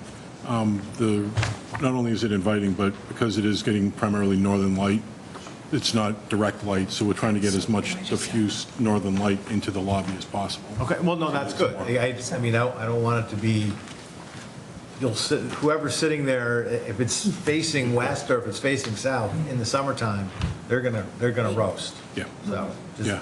just make sure we've got that orientation the right way. Yeah, it's kind of a northwest facing. Okay. That I don't know that, I think that I've seen some of the renderings is they put the sun angle through it in our software, that it doesn't actually get any direct sunlight coming into the main lobby. Okay. But we wanted it not to be a dark, dank, uninviting place. We wanted it to have as much life and vibrancy to it to welcome the public. I had my north arrow wrong as I was looking at the site plan, because south is the Grandview building and north is the opposite way, so I apologize. So to Member the- Sunderland. Oh, no, go ahead, I'm sorry. I was going to say, to the point about the glass, now the buildings that you had, other police stations that you had done, right? The ones I sent over, none of them had that kind of glass on them. They all looked a little more colonial looking without all this glass in the front of them. So I'm not sure, again, I don't think any of the ones I sent over, and I'm not sure, and my understanding was that most of the ones that were sent over were picked in common by most of the members. None of them had that kind of glass. So why is it's so essential that we have that much glass in the front instead of more of a quaint entranceway? We're actually looking to create something that's a visual interest, something that says this is different, and generally that creates your interest and draws you to that element on the building. We didn't want it to just look similar to some of the other Police stations? other elements on the building that it's supposed that we have. We wanted it to stand out. We wanted it to be representative of what's the theme of the building, but we wanted to say a little something different that is going on here, and that's where you want to come into the building. I mean, you realize that we're trying to keep this as colonial looking as possible, right? I mean, this is our center of town, which has always kept the colonial scheme going. Any most of the historic buildings in town are on the town common, whether it be the Walker House, whether it be the museum, whether it be the Grandview Farm. You know, these are all historic buildings, and that's why we're trying to keep this main theme of historic, especially where we're taking down a historic building. We want to keep a theme of historic versus a theme of, you know, you trying to, you know, have your architectural desires of people looking inside. That's my feeling on it, but, you know, I think this is, you know, again, I'm not sure you're capturing exactly what my thoughts were on it, but. There was an option at one point that was not a two-story vestibule of glass, so it was a one-story it still had glass, but it didn't go up as high. Which is the way some of these other ones that they designed, and in particular, I have kept pictures of them, the ones that I sent, and I feel like we've done just the opposite. And, you know, I'm sure those buildings were not in the historic centers of towns in these locations, but yet they still looked a little more quaint and a little more, you know, historic than this one does. And that's why I think, you know, I think we're missing the boat on this, honestly. And that's why, honestly, I'm kind of upset about the fact that I'm seeing a design for the first time now in the middle of May, and we're talking about June being the deadline. You know, it should have never June is when happened. they're coming to us, for the open with us. Right. Yeah, right. And I thought we were going to get some designs, a couple of different designs in this, and we haven't really gotten one, and we got on this last minute. So my thoughts, and Member Sutherland? Thank you. Thank you. In regards to the outbuilding, will there be lighting on it? There'll be lighting to illuminate the egress in the main entrances, yes. Okay. In the next rendering, can we see where that lighting will be? It should be on the photometric study that was on here. They've got some, I believe they've got lights on them. It might be a little hard to read at the small scale. But there are called off the EW2s that are along the front of the building that show the lights. And they're the aluminum looking. Yeah, they're the bottom right hand, the bottom one on the left. The wall packs. The wall packs for the building mounted light fixtures. Gotcha. Okay. Okay. And I agree. I like the brick and as option two, all the same color. If we need to go that, and I think if we go if we went with the just all a light or white color, I would be very curious what then at least the color of the outbuilding would be, because you can't paint metal, right? I don't think you can. I don't think it's going to be metal. It comes in colors. I understand what you're saying, but it comes. I mean, I've never ordered a metal building, so I don't know. Me neither, but I've seen them, right? So they come in all different colors. Yeah. Okay, because I just think it would be a little drastic if we had a white building and a dark gray outbuilding. Then I'd be looking at the outbuilding all the time. And then, is there going to be, because I know some of these aren't the most perfect renderings, but is there a change to the sidewalk around the police station? No, we're intending to leave the existing sidewalk where it is. We will be replacing curbs, basically from the curb in, but we're intending to replace the sidewalk where it was. There was some comments that we received from staff from Liz and Caleb about putting a green grass buffer along to create a little bit of a standoff from the street to the sidewalk. When we looked at that would result in probably 5 or 6 mature trees that would need to be taken down. They would be right in the middle of the, running right through their roots, or just right through the middle of the tree as well. So we decided that we would go with keeping the status as it is to maintain the existing mature trees. You can't have chain link fence around this building. Those are my main questions. Right, Member LaRue, go ahead. I'm sorry, Vice Chair LaRue. On the lighting page, the light fixture that's building mounted, is that going to appear anywhere except, is it only on that little No, it'll be, outbuilding? will be primarily, that will be the primary lighting on the, around the building, on the building, to illuminate the, we're required to put lights above all of the egresses from the building, so we'll be putting those on Okay, I all the didn't door understand locations. that. I think we could do better. Can we look at some options? Yep. That are more attractive? I like the pole-mounted light. That looks very nice. I'm not really sure how a flagpole light works. Is it just sort of stuck to the recessed. pole illuminating this? It's recessed in the ground, in the Okay, so it's sidewalk, and lighting it up. lights so up. Fine for that. But the building mounted one, is that just black metal? It can be whatever color we want to make it.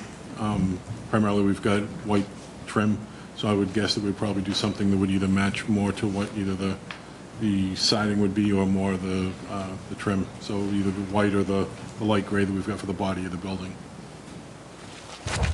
The building's light gray? I assume that, yeah. Oh, the outbuilding. Oh, the outbuilding, are you talking? No, I was talking about the building. Yes, the building. I believe it's a gray? very light gray. Oh, I was Supposed to not, white. I thought it was going to be white, so that it sort of matches Grandview, and then have the brick elements. Renderings, it's actually, you can see on the Windows are white. on the renderings, all the corner boards and the roof edges are white, and the body of the building is a very light gray. We should think about that, because if we're trying to make it sort of match with or coordinate with Grandview. Transition. White. Right. I don't think it changes the cost at all if you go with white instead of You gray. can go with. No, I think that's something we should think about. Yeah. And if we go with that kind of very simple wall-mounted light, well, first of all, I would like to see other options. But if we decide to go with that, I think we want to just make it blend in, because it's not attractive, so you don't want it to just blend in and be Yep. the same color as the siding. Yep. Thank you. One more just request, so just for the next rendering, if you could include the HVAC equipment, I'd like to see exactly what that's going to look like from afar. Yeah. Just having that kind of, What was that, Brenda? I missed having that. the HVAC. Oh, yeah. We'll definitely get that on the next. You're going to have it on, when we submit next time, all of these issues are going to be addressed, including having the mechanicals in the rendering. And you're going to get line drawings, too. Okay, so also because, we're behind the 8 ball as far as our timing goes. If you get those sooner Yeah. to us, like as soon as possible, we can start looking and maybe, kind of give some feedback. Yeah. Is there- Just to give you some clarity, on the aerial view of all of the options, that's a light well, that's a well in the middle of the building, and all the mechanicals will be in that, and they will not be visible from the street in any It will not be visible at all. at all. Nothing will be visible above. I mean, It's about 18 feet deep Okay. because of the pitch of the roof. It sets up like this, and there's a hole in the middle of it, and we're putting there's 2 mechanical units in there that stand about 6 feet tall with a 1-foot curb, so they're about 7 feet tall. So we're still almost 10 feet or 8 feet below where this ridge is. It's kind of like a mansard roof where it's got a flat, but instead of it being flat, we took the flat part and dropped it down, similar to one of the buildings down the street here. Definition. Where it's got kind of a mansard face on the front, but the whole rest of the building has got a flat roof. Yeah, I was driving through another town the other day and I saw their HVAC and then you said it wasn't on here and I said, I'm hoping. it Yeah. wasn't on No, here. Perfect. it serves not only a visual screen, but it also helps to deaden any sound from any of the rooftop units to emanate out to the neighborhood. Great, thank you. Member Mpemba? Yep, so I just, some of these shots, you did the Hudson Police Department, right? Yes. Yeah. I mean, it's got beautiful cupola on it. It's got a big, the entranceway is a, beautiful brick entranceway with nice roof lines on it. It looks like a beautiful building. The Harwich, you did Harwich. It looks like some sort of a, not necessarily a Georgian colony, but it looks, again, with a cupola on it. There's another one you did over here with a cupola on it. I guess these are some of the features that I was hoping we were gonna get, like some detail like that, some of the things you've done in other locations. You know, no, just not seeing I it. think there was some discussions, are we able to keep the clock? Do we know? We're going to try to figure it out, yep. Okay, so maybe, that might make Member Mpemba really happy if you could show him where the clock will go. I would like to see the clock And stay. I think that would make a lot of folks happy if we could find something. That would be nice. Okay. I have a question. I mean, Hudson is gorgeous. I mean, and it's also got some features on it. All right, guys. Oh, that is, Member Ryan. Yes, Chief, question for you. Sir. I'm not going to have to live in the building. You are. Out of all these things that we've seen, what one are you leaning towards? And out of the one that you're leaning towards, what changes would you like to see to it to better suit your needs? So for the exterior, I like the one with the brick as well as the foundation laid in brick. That's my personal opinion on what I'm seeing here. But I have made it known that I care more about the inside of the building, knowing that we have to maintain the historic characteristic and blend it in with the town. So knowing I'm going to sit in there for 40-plus hours a week and not see the outside, I'm more concerned about the inside. Although out of the renderings that are before you, I like the one that it seems to be most of the members like as well. Okay. And I think this is where our difference of agreement, difference of opinion is in this. He doesn't have to live in that building. Well, he's Police, living in it. He has to walk in. They come to work, and then they go home, right? And when they go home to their towns. Some of them will live in Burlington, some won't live in Burlington. But we should be concerned about what the outside looks like from the people that live in Burlington, not from the people that work in there 8 hours a day and then go home. We should be concerned about our center of town for Burlington, not the workers inside the building. And again, I think he hit on the head. The inside, I think that's something you need to be comfortable with. You need to really, that needs to work for you. So- The outside should be what the town wants, you know. Right, so I think what we heard is they're going to come back to us with some plans with their budget, and we're going to open this up on June 5th. That will be the opening of the public hearing. I know that this is not a public hearing at this point in time, but if there is any abutters that are in attendance that would wish to speak, or online that would wish to speak, I think it would be helpful if there was something they wanted to contribute prior to the public meeting. Seeing no one. Can somebody speak that's not in the abutter? Of course. Residents? Or if you're a resident, of course. Congratulations. Finally, somebody wants to do a building in town. Yeah, I'm sorry, sir, can you come up to the microphone, introduce yourself, and state your name for the record? I came here actually from Box Hill. I mean, that's coming next. My name is John. Can you speak into the microphone, sir? I know. John Volpe, okay. We've built buildings in this town for the past several years that are horrific. Not ugly, horrific, in my opinion.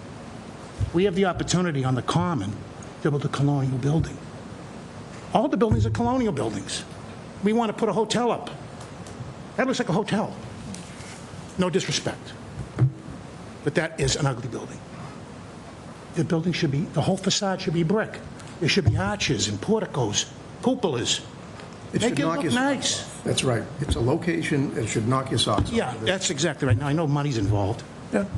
I understand. But you know what? They said 50 years. We're talking about 50 years. You know, what's the difference between doing it the right way and doing it the wrong way? That's really the question. That's right. It's a 50-year project. That's exactly right. Okay. So that's my 2 cents. I'm sorry to... Nope, don't apologize, please, sir. We started this meeting talking about ice cream. I think we all are at this point.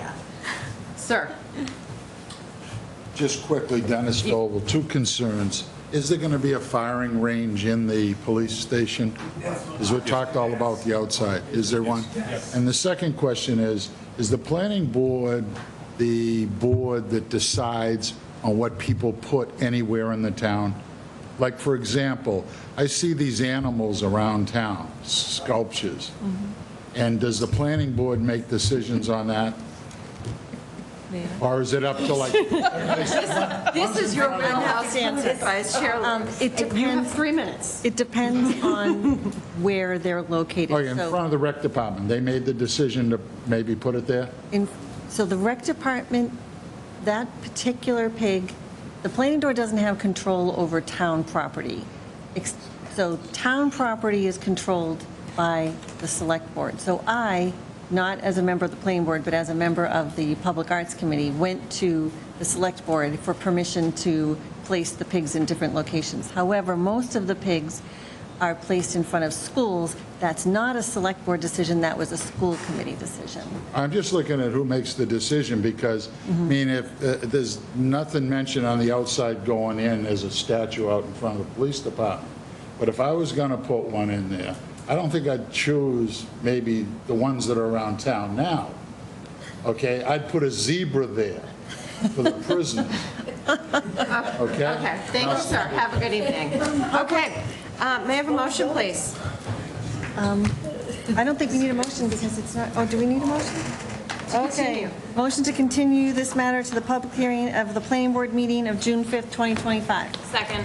All those in favor? Aye. Opposed? 7-0. Thank you very much, folks. Sir, meetings of the Public Arts Committee are public meetings and everyone is welcome to attend, sir, and they're all on the town calendar. Barbara, that's your selfless plug. Yes. Please come. Okay, we're moving on to matters of appointment. I miss the pigs. Oh, I do too. May I have a motion to take items 7F and 7G together, please? So moved. Second. All those in favor? Aye. Aye. Opposed? 7-0. Item F is a public hearing, application for... Application for approval of a special permit pursuant to 4.4.1.11, discharges from man-made structures into the wetlands of the zoning bylaws, 252 Fox Hill Road, Burlington School Department is the applicant.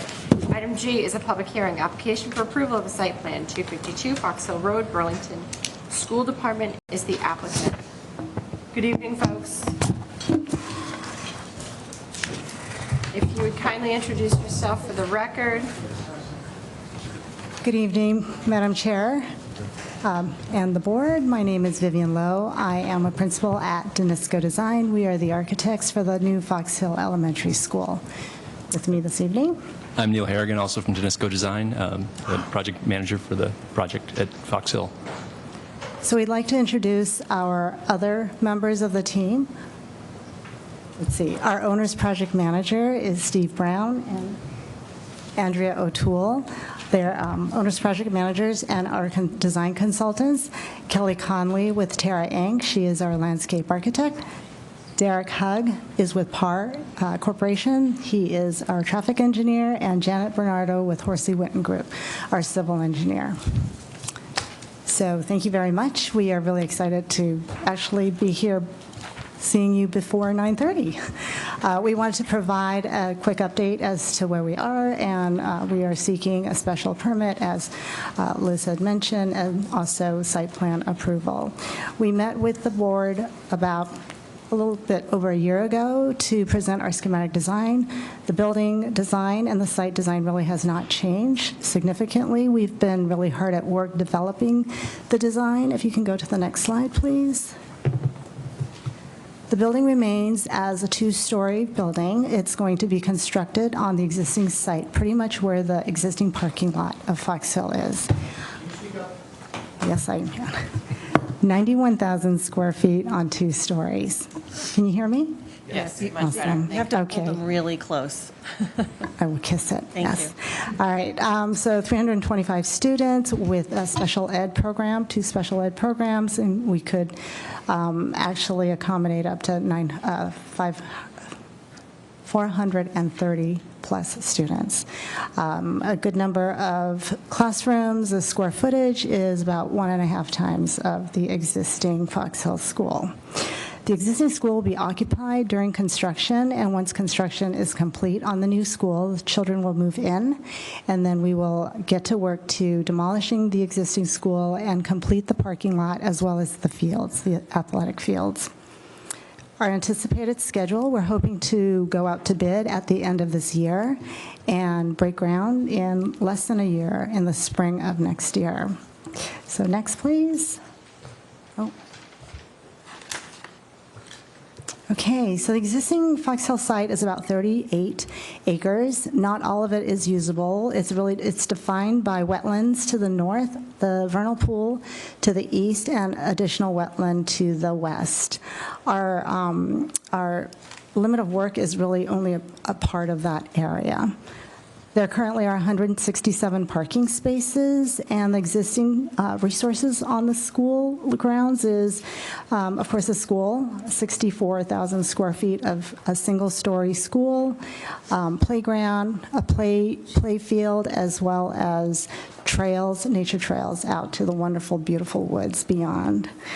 We did have a traffic study prepared by PAR, and what we found was that the current arrivals, there were really no issues with cars arriving. The parents basically come into the site, hang a right, and loop around the existing school and drop the kids off on the east side of the school, kind of on the opposite side of what you would think a parent would drop off.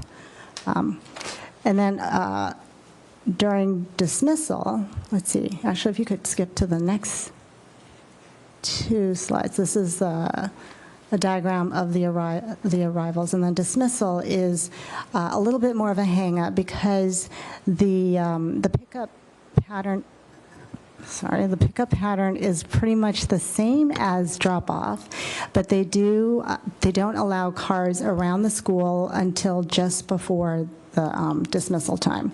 So cars typically end up queuing on Fox Hill as well as Westwood.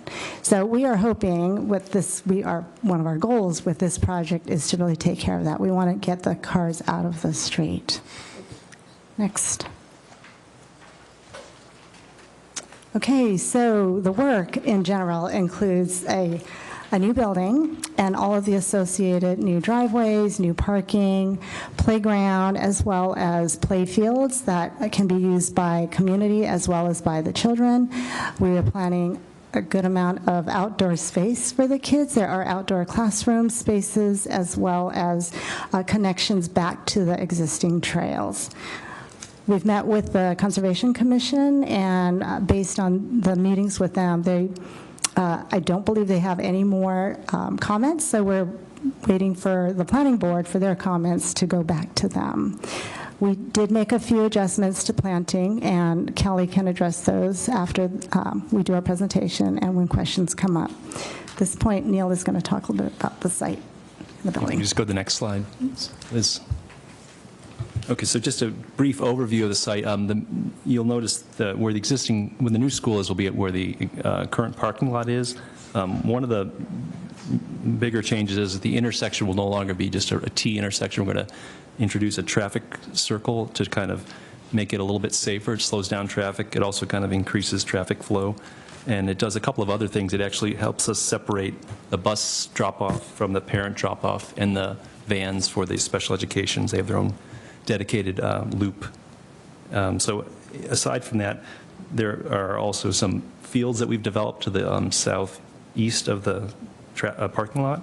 And there's also going to be some outdoor classrooms to the north of the school and play areas also to the north and to the east. There's a big playground there.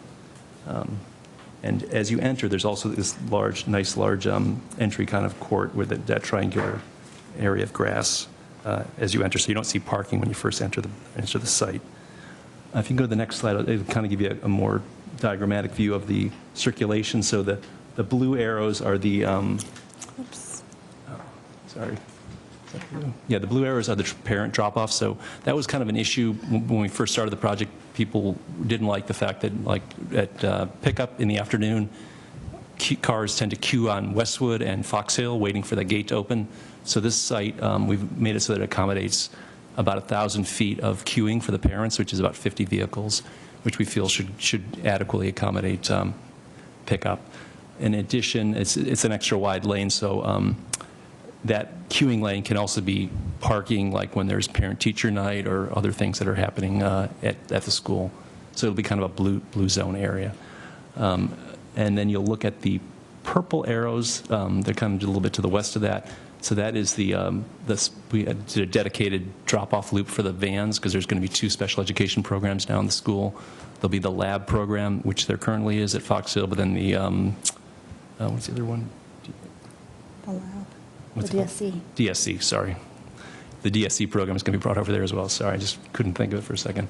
And then the yellow arrows are the buses. So that big kind of teardrop-shaped bus loop will accommodate 7 buses. This is what they're anticipating using. I think they have 7 now, and it's approximately the same population of students. And you'll notice there's some other arrows to the north of it. So the loading will be in the back of the school. There's some like 14 spaces in the back. So kind of that left back area will be kind of the service area with the transformer and generator, and the trash receptacles will be in the back there as well. Go to the next slide, please. So this is the emergency access. So we've designed it so that there's 360 emergency access all the way around it. So there'll be a 20-foot wide swath of pavement that's drivable all the way around. There will be one gate that separates where the loading area is from the play areas. It's about 6 feet high. It's a decorative gate to kind of visually shield the play areas and the outdoor learning from the kind of service area of the building. Next slide. So in meeting with the public safety, the police officers, Sergeant Baskaram, he suggested we kind of neck down the parent drop-off, so then have 2 lanes where they kind of come back into the loop. So we're going to add some striping in that location, so it'll turn into 1 lane. I think that'll kind of make it a little more sane when they're trying to make their right turns. Next slide. So as we mentioned earlier, this project will be built while the kids are still in the school. So we're going to essentially, the first thing we're going to have to do is build temporary parking lots because we're taking all their parking, obviously. So those hatched areas to the east and south of the school are going to be new parking lots that we're going to have to grade and build first thing. And there's a little one to the kind of northwest of the school that'll be handicap parking, so it's close enough to the front door to still meet the 200-foot distance. So once that's completed, then we will also, that red line you see is going to be a temporary stormwater line, or at least the horizontal leg will be temporary. The vertical leg is going to be permanent. But the current stormwater kind of goes underground, right through the middle of our new site. So we kind of have to divert that. So once we have diverted the stormwater and fenced off the site, then we can kind of start in earnest on building the project. And we've considered, obviously, the bus turnarounds and all the kind of stuff, the parent circulation in the temporary phase. If you can go to the next slide. So this is our proposed stormwater management system. So we'll have 3 underground stormwater systems that will do a lot of stormwater recharge, and they all have overflows in case of a very large storm event, and they have to release the excess water into the adjacent wetlands. So the one to the north of the school is the first one we're going to build. It's going to take all the roof drain runoff, and that has an overflow that kind of runs straight north of it. The parking lot to the southeast, is going to handle all of that stormwater. Will go kind of straight north if it overflows to the wetland to the north. And the one in that little triangle area and the roadways around it will drain to that westernmost system, and its overflow is kind of to the west as well. And I would just say that the Horsley Witten did a hydrological study, so all of the current water flows, they mapped it, and so these stormwater systems kind of mimic that. So the same proportion of water is going to the wetlands in the future as it does right now, each of the different wetlands. All right, the next slide. Just a quick, so this is just to kind of show you where we're tying into existing utilities. There's a pole on Fox Hill Road where we're going to connect to our electrical.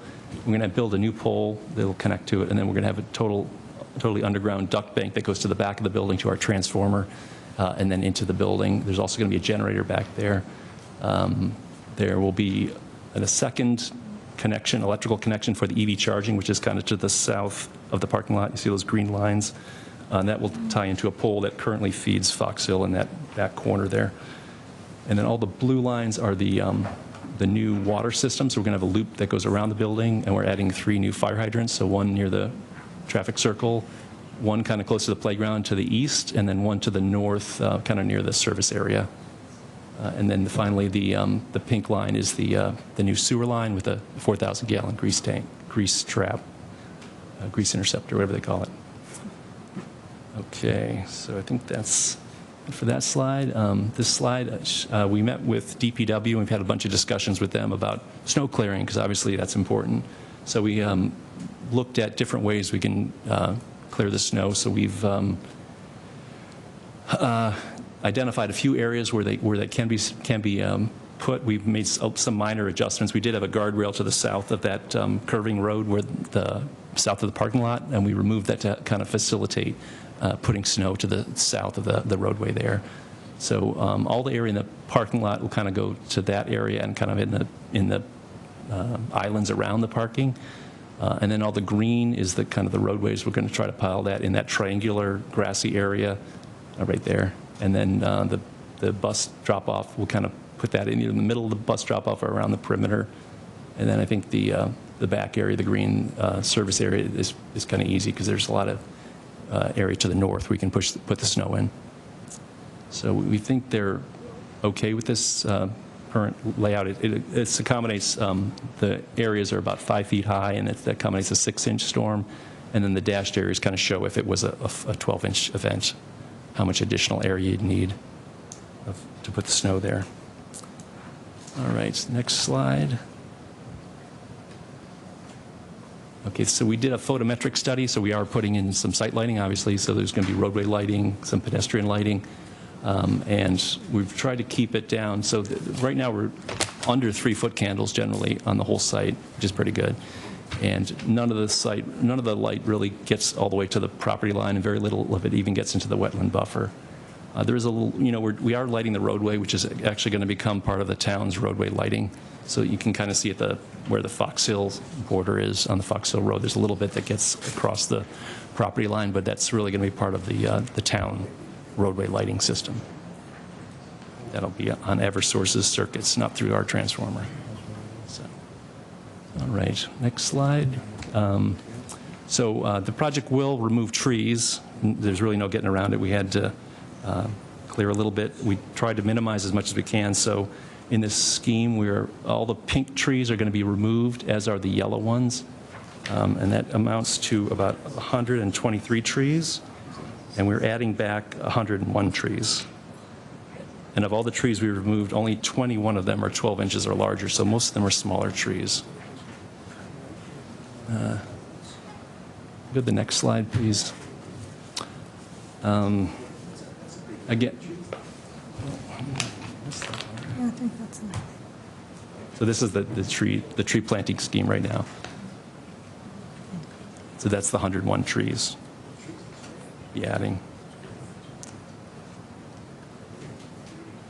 And next. And then The next. next slide, please. So just the tree material. So when we met with conservation, they had some opinions about and concerns about what we were planting in the buffers. So we've listened and we've changed some of the plantings. So now we're putting in some, I believe it's Larch. white oaks, swamp oaks, swamp oak, and eastern cedars, eastern white cedars, red cedar, one of them, red, eastern red cedar.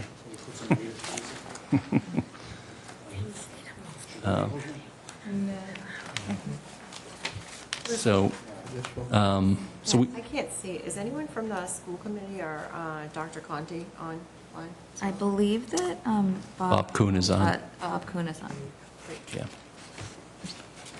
Just curious. Thank you.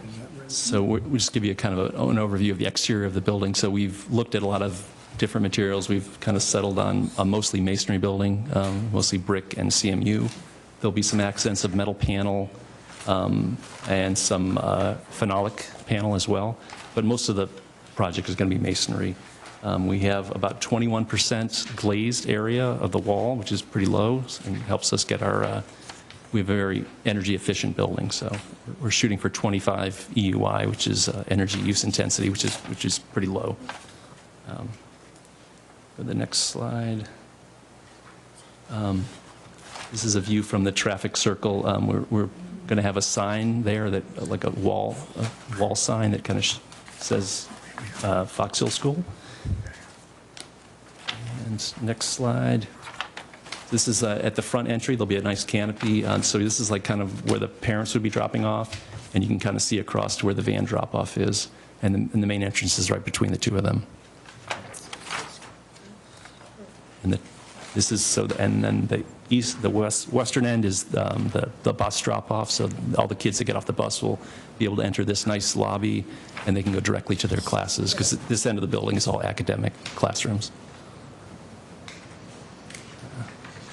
And the next slide. So this is just a picture of some of the materials we've been looking at. Again, mostly brick and CMU, and then the kind of greenish one is a metal panel. The upper gray one is a metal window frame color, and then the phenolic is kind of a wood-looking panel. All right. Next slide. Is that real brick, sir? What's that? Is that real brick? Real brick? It's not faux brick, correct? It's real brick. It's 4 inches thick. It's they call it brick veneer, but it's what most buildings are made out of. Not the really thin ones. So, Nice. Thank you. sure. Go to the next one. So this is just to give you an idea of the organization of the building. So the middle, the bottom in the middle is the main entry with that canopy you can kind of see sticking below it. So to the left side of the building is all the classrooms. So this is kindergarten, first and second grade.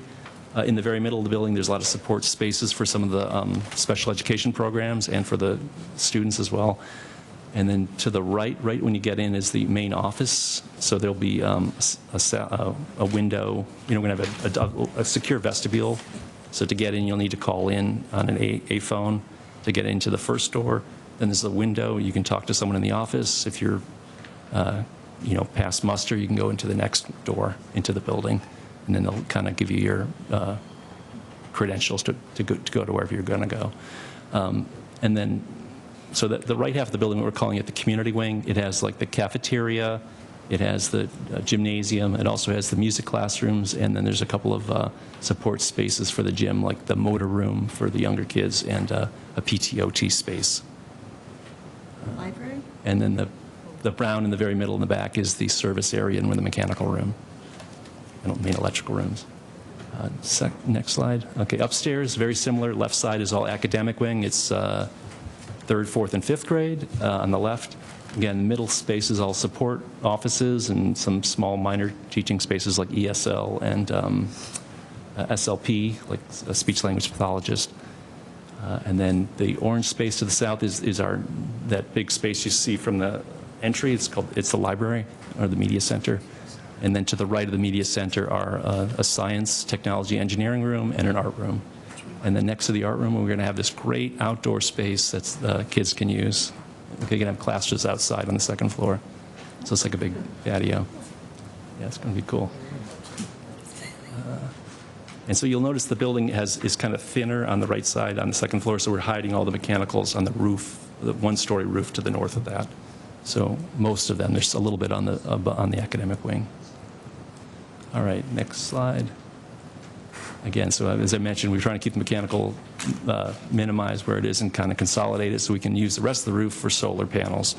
The school has voted, the SBC has voted to enter into a PPA. They haven't done it yet with some solar vendor to get solar panels on the roof and potentially the parking lot.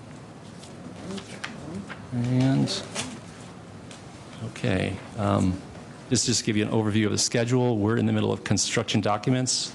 So the project, if it stays on schedule, will be going out to bid just after Thanksgiving, beginning of December. And we'll probably have a contractor on board at the end of January and should break ground in March of next year. And the building will take about 2 years to build, so it'll be ready in February of 2028. That's just for the kids to move into it. And then phase 2, where we're doing the demolition of the existing building and building the parking lot and the fields, should be done in fall of 2028.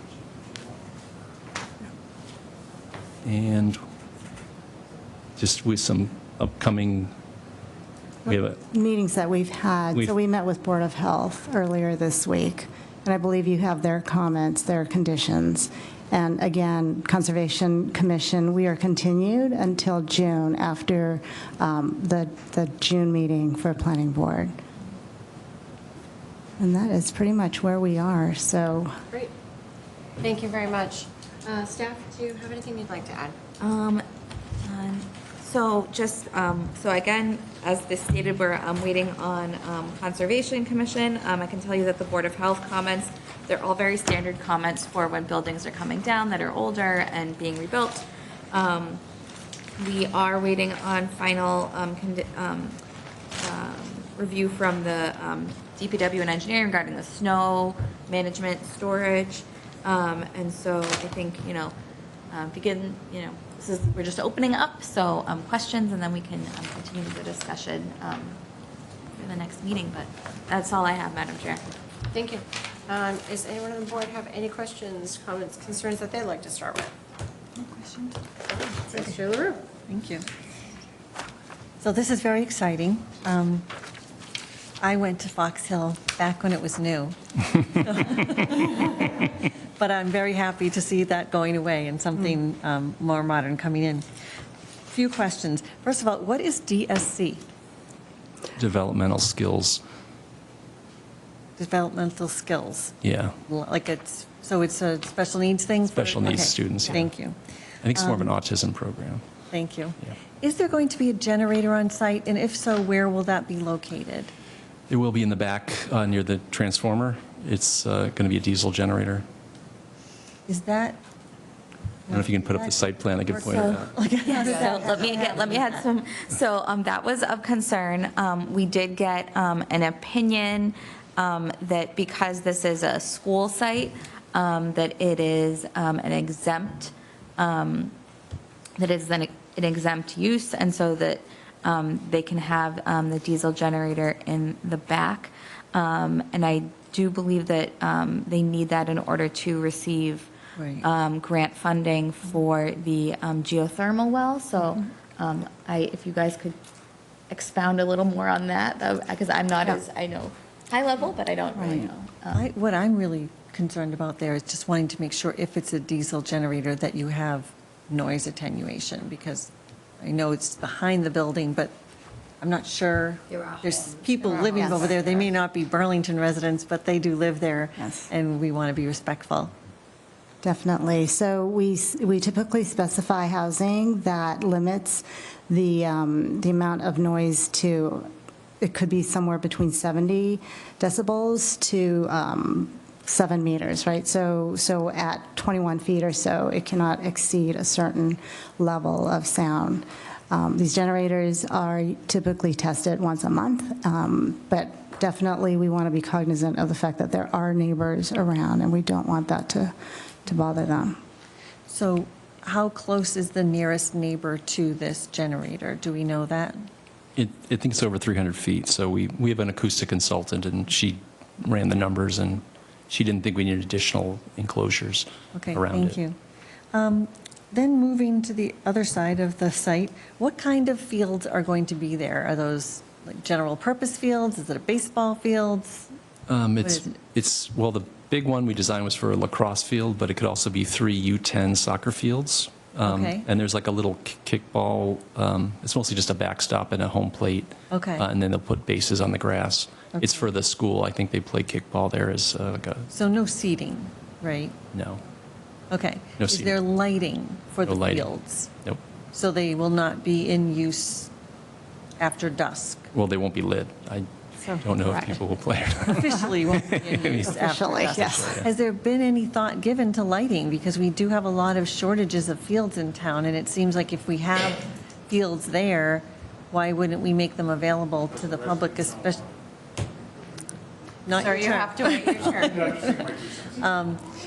During the planning, during the planning process where we had public meetings and school building committee meetings, the public did make it pretty clear that if there were fields there, they really did not want them lit, and the SBC did agree that they would not be lit. So there were neighbor complaints about the lighting? There were concerns expressed during the planning, yes. Okay. Can I? Those are my, yes. Because I know in some of the field, I think in Mary Cummings Park, sometimes, especially during the fall, when we have soccer at 5:30 and obviously there's not much light, they will sometimes bring in temporary, I think maybe a generator, or I'm not entirely sure. Would that be possible in this area? I mean, like a DPW type thing that's, I don't know where they come from, honestly. Yeah. They just kind of show up. I'm assuming DPW. I mean, we were just planning a field. Well, I'm just curious, like, if There will be power. an easy enough entry point to get one or a couple of those there. It's possible, I guess. I think it's possible. Yeah. I got to tell you, leaving a parent-teacher conference, I almost fell in at least 3 or 4 ditches because there's no lighting out there. Yeah, I mean, I agree. Lighting is a massive concern. The temporary lights, I think was it Stephen Duke that used to provide that from the emergency, what was it, what was the auxiliary something, right? Civil defense. Civil defense, that's right. No, thank you. That's right. But I think he used to provide lighting when they needed it, not DPW, if that's what you're wondering. But, I mean, some fields bring it in. The problem with that is, again, you're running these gas generators the whole time, and the smell is just crazy, and the neighbors are going to be smelling the smell of the, Yeah, I would think that actual installed lighting would be much less disruptive. And I know this is probably not my purview, but I'm just going to publicly express that I would have a preference to having those fields, having lights available in the fields, because they wouldn't be on all night long. They'd only be on while the kids were playing. And I know every time I turn around, I hear parents saying that there aren't enough fields and they have trouble getting field time. And this is a perfect site for kids to play. So that's just my own personal preference. Thank you. Thank you. Member Ryan, do you have anything you'd like to add? I do not. Great. With the signs, will there be any, because I know I see, Fox Hill Gymnasium, will there be any other like wayfinding signs in terms of like, if people are going there for the auditorium, or if they know this is I know it should be obvious, the actual official entrance, but I still feel like sometimes people get confused. Will there be any signs on the building itself that indicates the best entrance for some of those? There'll be a main sign at the main entry. It'll say Fox Hill School, like where the main canopy is in the library. Yeah. That's the only sign But it wouldn't say like. It won't say main entrance or anything. It'll just say Fox Hill School. Okay. And then, I would just like to second Member LaRue's comments on the lights. As a parent with kids in sports and a coach, fields are a significant issue in town. I would really love to see some options with lights. Great. Member Harrington. Yes, I would just like to see a roughed out timeline so we can understand disruption. I know you're putting up temporary parking for things to happen, but there's changes on the traffic circle. I mean, I myself live near the middle school. My kids go to Memorial. I dodge that, double traffic mess every day. And so if you disrupt people's patterns in the middle of a school year, it's going to take extra management by the school, extra understanding from the parents. So I think just roughing it out, if you know a rough start time for all of this, understanding when we impact people. Sure. Would be very useful. Thank you. Do you have anything? As far as the lights, I agree we need lights, but I think, we're talking about neighborhoods down there, and I'm just concerned about that. Sure. But the other piece of it is that, remind me again why they need diesel versus like natural gas or... So Mass Save is a program that provides pretty generous incentives for all-electric buildings that use ground source heat pumps. So we will have a field of 77 geothermal wells that support an all-electric building. So based on our systems, we are really looking to receive good chunk of change, over $1.5 million from Mass Save. But one of their requirements is that a generator cannot be gas operated. It must be a diesel. So that's why we had all these discussions last year, back and forth, and it's a good amount of money. The school is also looking at potentially our IRA reimbursements, if they should still exist in a couple of years when the school is completed, and that could be upwards of close to $5 million. So there's some really great programs out there for all-electric ground source heat pump systems, but the gas, the diesel versus the gas is strictly a Mass Save requirement. So have you looked maybe at National Grid or Eversource or one of the other companies that maybe provides natural gas to see if there's any incentives there, just a cleaner burn? Like it's a cleaner burn, you don't have to fill it, you're not having trucks going and filling up big tanks of diesel, and there's no smell to it when it burns, and I just feel like it's much more neighborly friendly out there anyway. Right. Well, I apologize for not clarifying, but Mass Save is an Eversource National Grid program, so they actually partner in it. And they have strictly against gas? They strictly, yes, we have asked, and we have gone to DOER. We don't understand, but that is their requirement. What's the benefit of diesel over natural gas? I'm just curious. I think they just don't want you to bring a pipe of gas to the building and then in the future start piping your stoves and mechanical systems to it. There's already gas on the site, yes. Let's move on. Do you have anything else? No, do you know what size the tank is that they would be a holding tank for the? It's a good size. We can get back to you on that one. Is that in ground? Is that above ground or in ground? It's above ground. Yeah. It'll sit under the generator. Yeah. I have just two questions. When you said temporarily, that little square, that's where they were going to put the snow removal, that was just temporary, not permanently? Because I'd be concerned that you have little first graders, and if it's ever a snowy year and the snow builds up, about being able to see the little children, that's just during the... Just during the storm, yeah. No, just during the building area, right? Or is that permanent? You're talking about the snow removal or the? The snow removal when they're plowing, I thought you said in the little square, they were, a little triangle, they were gonna put the snow there. Excess snow. They will put the snow there when it snows. The kids can't get out there. The kids can't, well, I I'm mean, just saying. it's they're pretty- monitored. Huh? They're monitored. They monitor, okay. Just making sure these little kids, if as high as it gets. And then the other thing was where your bus circles are going around, where does it turn to go into the bus? I see it going down this way, but I don't see, is that big enough to make the turn where the bus is on, I see it coming in, and then I see it going out that way to go into the bus area, but with the one that had the arrows, with the yellow arrows, That's this. how are they this gonna drawing. turn, I don't see where they turn. They can turn in here. No, I see that, but you have it as it comes in. On this, the plan that has the yellow things, it comes in, but I don't see where that bus makes the turn to go over there. Okay, so then the arrow would have went around, because there's a little island there, and I just want to make sure the bus can make the turn. It's just it signifies a crossing guard. No, I'm not in that area. I'm further down in this picture. Keep going. Yeah, you have an arrow going, and then you have the bus, all of a sudden, your arrow comes in, but then there's an island. I'm saying, where does... There's two sides to that. Each one of these is like a full 12-foot.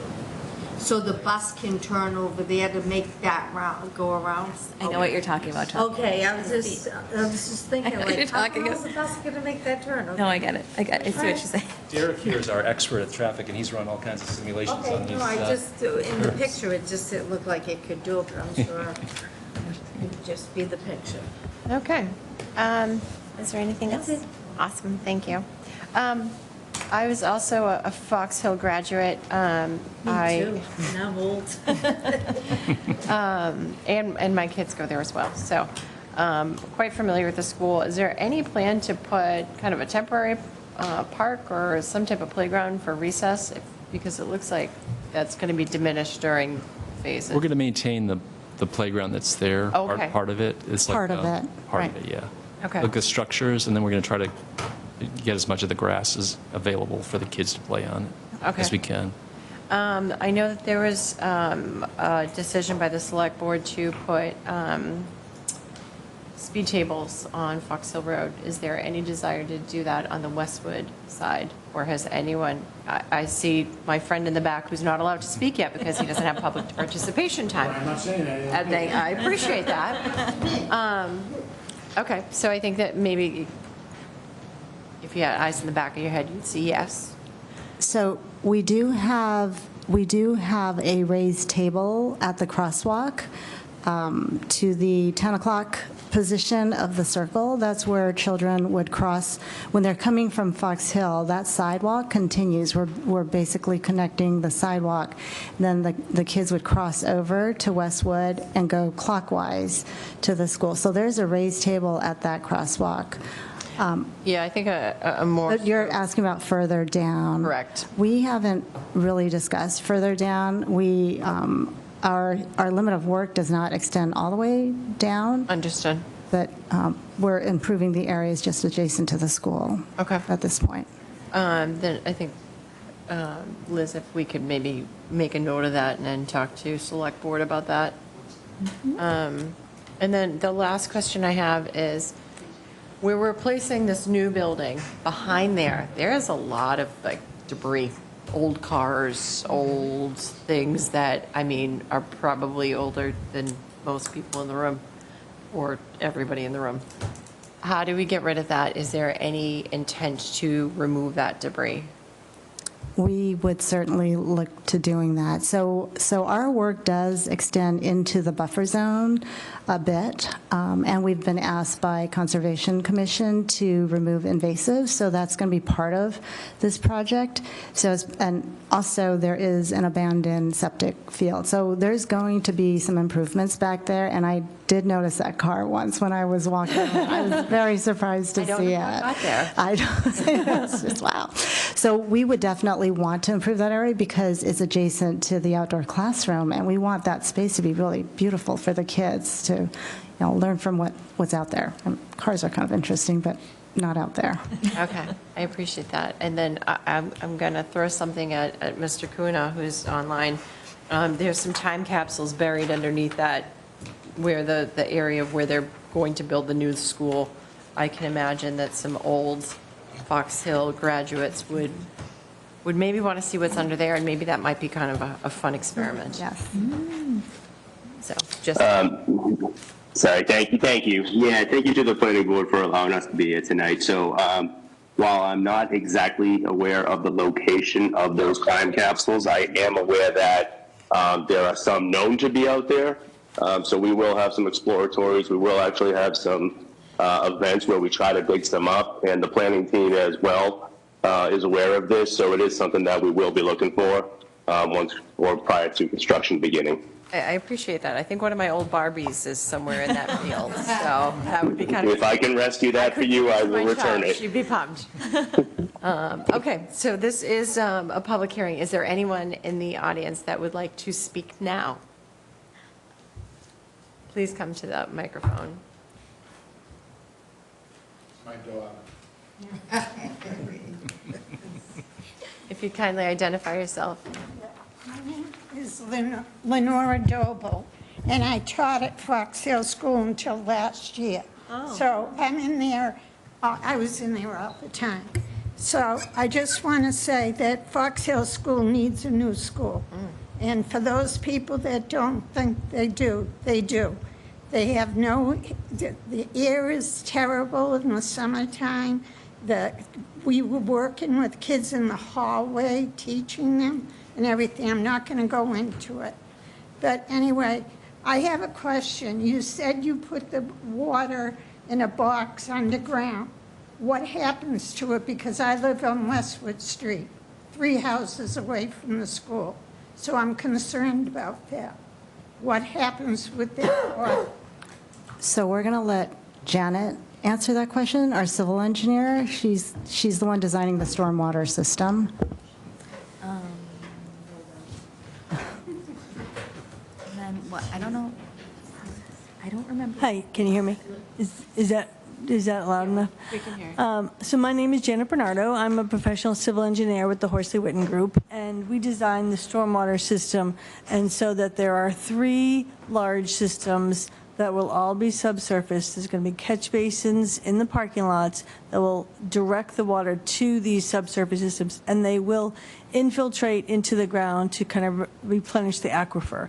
The goal is that they replenish the groundwater that is kind of landing in that area. You want to manage the water where it falls is the kind of the intention. But it's not going to be directed towards Westwood. It's going to be directed towards, if it overflows, it goes towards the wetlands primarily to the north. And then there's the rotary area goes to the wetland that's to the east, closer to Westwood in that corner. But it's only what exactly is going there now. We are not allowed by Conservation Commission's regulations. We cannot increase the runoff, and by the town of Burlington's regulations, we cannot increase the volume. So we are reducing the peak flow of water going there, as well as the volume of water going there. So the intention is not to direct it to any abutter or any streets. It's going into the ground and towards the wetlands. I can't remember all the information, but when I moved in the town in 1978, they said there was water that runs on Westwood Street between our street and Michael Drive, and it goes down the street. And I haven't seen the water, but it's something that I think you people should check into. Okay. And it's it goes to the northern shore. There's water that is connected that goes to the northern shore. So I'm kind of concerned about that. The other thing is the trees. We're looking at the patch of land. The trees are on the left, they're in the back, and they're on Westwood Street all the way down. How many of those, how is that going to affect Westwood Street? Maybe Kelly can answer that question. So my name is Kelly Conley. I'm from Terra Inc. I'm the landscape architect for the project. So is it possible to get the plan back up with the tree removal? Do you know what number slide? I know you said you're taking them away and putting new ones in, but I know where the school is going. Slide 16. I'm there all the time. Well, I was there all the time. But I know where that area is. I just want to know if you're taking trees down on that area, and then it's going to be bare down Westwood Street. I appreciate that. So that's why I want to pull up the map so I know exactly where you're talking, so that we make sure we answer your question. So here's Westwood here. Yeah. Right? And this is Fox Hill. So is this the area that you're talking about? Or Yeah. are you talking further down Westwood? Well, damn, because there's all the trees and everything here. But are you talking down here? Yeah. So we're not touching any trees. The only trees that we are affecting on the project are in pink here and yellow here. This is a buffer area. This is the site area. So we have to remove what's in the site, and then this area will accommodate the bus turnaround for having that circle for drop-off. But we don't need to grade or do anything down here. Oh, sorry. No,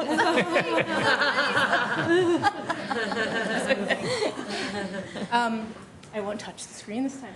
So we are not affecting anything down Westwood because we don't need to regrade it. We don't need to change the condition. Our goal is to minimize as much tree removal as possible because you do have a really nice, woodland edge. So we were very careful with our site grading. The reason why this has so much effect, like I mentioned, is because of the bus turnaround, that we have to have the right radius to get those buses to stack and make the turn. Okay.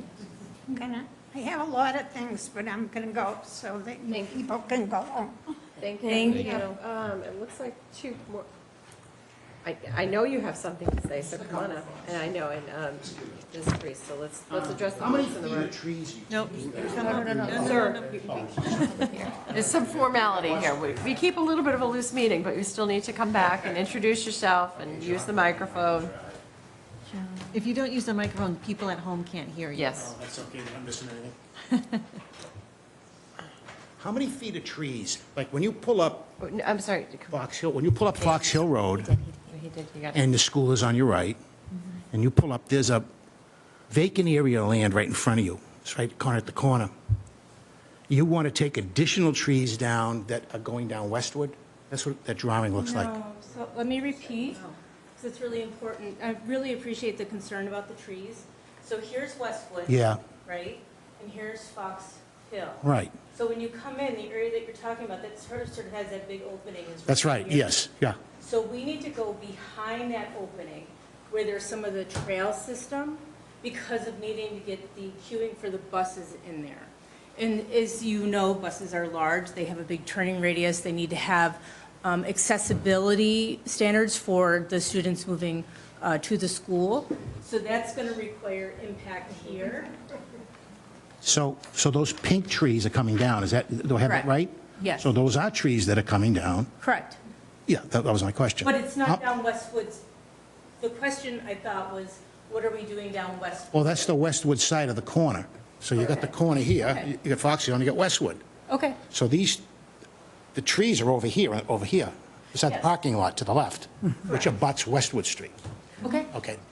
So how many feet of trees are we taking down from the edge of the woods in, down Westwood? That's Westwood Street. How many feet of trees are we taking down? So I don't have a measurement by foot. I'm not even going to You guess. said 130 trees? So we have, the site is removing 123 total trees. Yeah.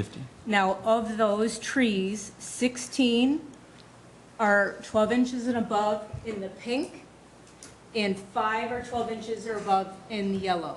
What that means is the majority of the trees that are being removed are under 12-inch caliper, they're scrub, they're saplings, they're small. So it's a mixed forest, right?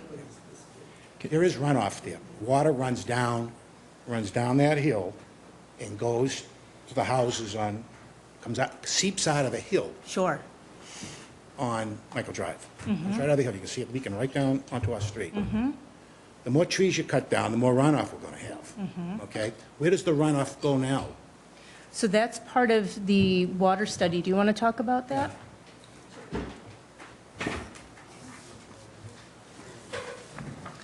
So we did an analysis to look at exactly where all the water goes on the site. The existing school has a drainage pipe that goes north right to the upland wetland, the northern wetland. So most of that runoff goes to the parking lot, the existing parking lot, sheet flows with no catch basins and goes straight to the northern parking lot, northern wetland. There's So it runs off beyond the parking lot into the woods? into the woods, yeah, There's to a the north. culvert I see. There's a large culvert, that's the roof runoff from the house. Is that from drainage from the site itself? Yep. Okay. That's the roof runoff from the school, and then the parking lot runs off in that same direction. It kind of just swale, and it goes And into that kind wetland. of trickles Mhm. down? It goes towards the back, and that continues to go north. Yeah. Into Wilmington, and there's a relatively steep slope there, and then there's a large wetland system in Wilmington, north of the property. So what you're saying is there'll be no more additional water runoff going down that hill down Westwood? There should be no additional runoff going down that hill towards Westwood. Okay. There's no gas in this new building? No gas in the new So this building is going to run on electric? Yes. Holy smokes. Thank you, sir. I'm not done. Okay. I got another question. What? When they had these meetings originally to, the original the original meetings about putting the school there, whether they should have one school or two schools, and we attended all those meetings. And one of the items that we talked about was lighting on the field. And that was a big no-no. The residents didn't want it. It was specifically stated, no lighting on the field. Now, I don't know why you want to introduce lighting on this field. There are houses, the people living there, right on the field. You don't want to put lights there. Not the right spot. Other fields you can put lights. You've had 50 years to do it. I'm not. I know you're not, the but I'm yelling at you. decider, 'Cause you're in front of me, so. Well, I mean, I think respectfully, you should have yelled at that other meeting. I did. This is still, took this the is lights still. down. We yelled at the meetings This is still when a this was public all being hearing. designed. It's still a public hearing. Okay. We've heard what you've said. Okay. We're taking it into consideration. Thank you. Okay. Is there anything else, sir? I could probably think of 1,000 things. Okay, have a good evening, sir. Okay, Ms. Priest has been patiently waiting Yes, and online. I am going to, I'm going to request to have her, I'm going to request to unmute her. This is the last comment unless there's somebody else that has something. So Jennifer, if you could, you should get a notification to unmute yourself. Folks in the background, if you could kindly be quiet, please. Thank you. Oh, no, I think I'll send you another request. Yeah.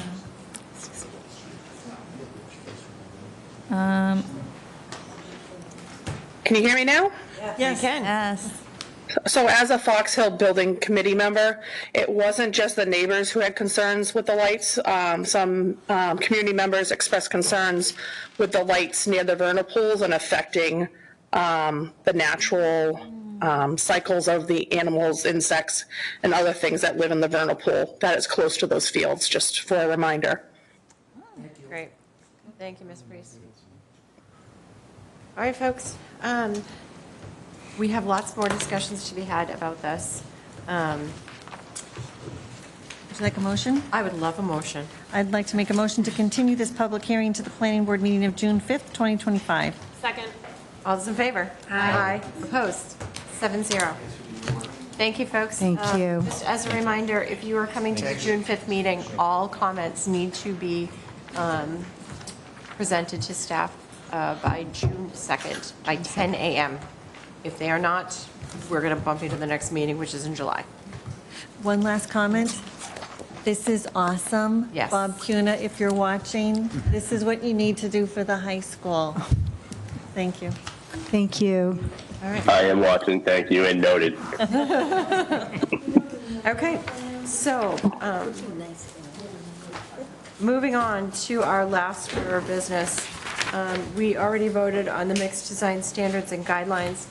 Just kind of as an update, we, as a planning board and professional staff, will be hiring a new consultant to help us with the guidelines and get us to the next stage of that standards and guidelines sector of our jobs. Liz, would you have anything you'd like to add to that? So with that, so we have a really wonderful vision of the mixed district, and the bylaw states that the guidelines as they are now, they they're a little verbose. We want to make them a little bit easier for development teams to kind of interpret, know what they need to present, know what they need to provide. And so we're going to be streamline them for ambiguous ease of use, and kind of make sure that all of the rules and regs match your expectations. So we will be working on that in the upcoming weeks. So I will attend town meeting should anyone have any questions on Monday evening. I believe that is protocol. We will continue to move forward with the withdrawal as voted this evening. If anyone has any questions, comments, concerns, let's chat. Other than that, may I have a motion? One quick thing. You should probably reach out to Bill Byer because you're going to want to make a statement about why we're withdrawing. And he usually requires a heads up. Awesome. I can help you. Okay. I'd appreciate that. Are we waiting for the new consultant before we reconvene as a subcommittee? I think that's probably, I mean, you can meet whenever you want. No, I don't think we need to wait for a consultant. I think we can get going ahead of that. Motion to adjourn? Second? All's in favor? Aye. Opposed? 7-0.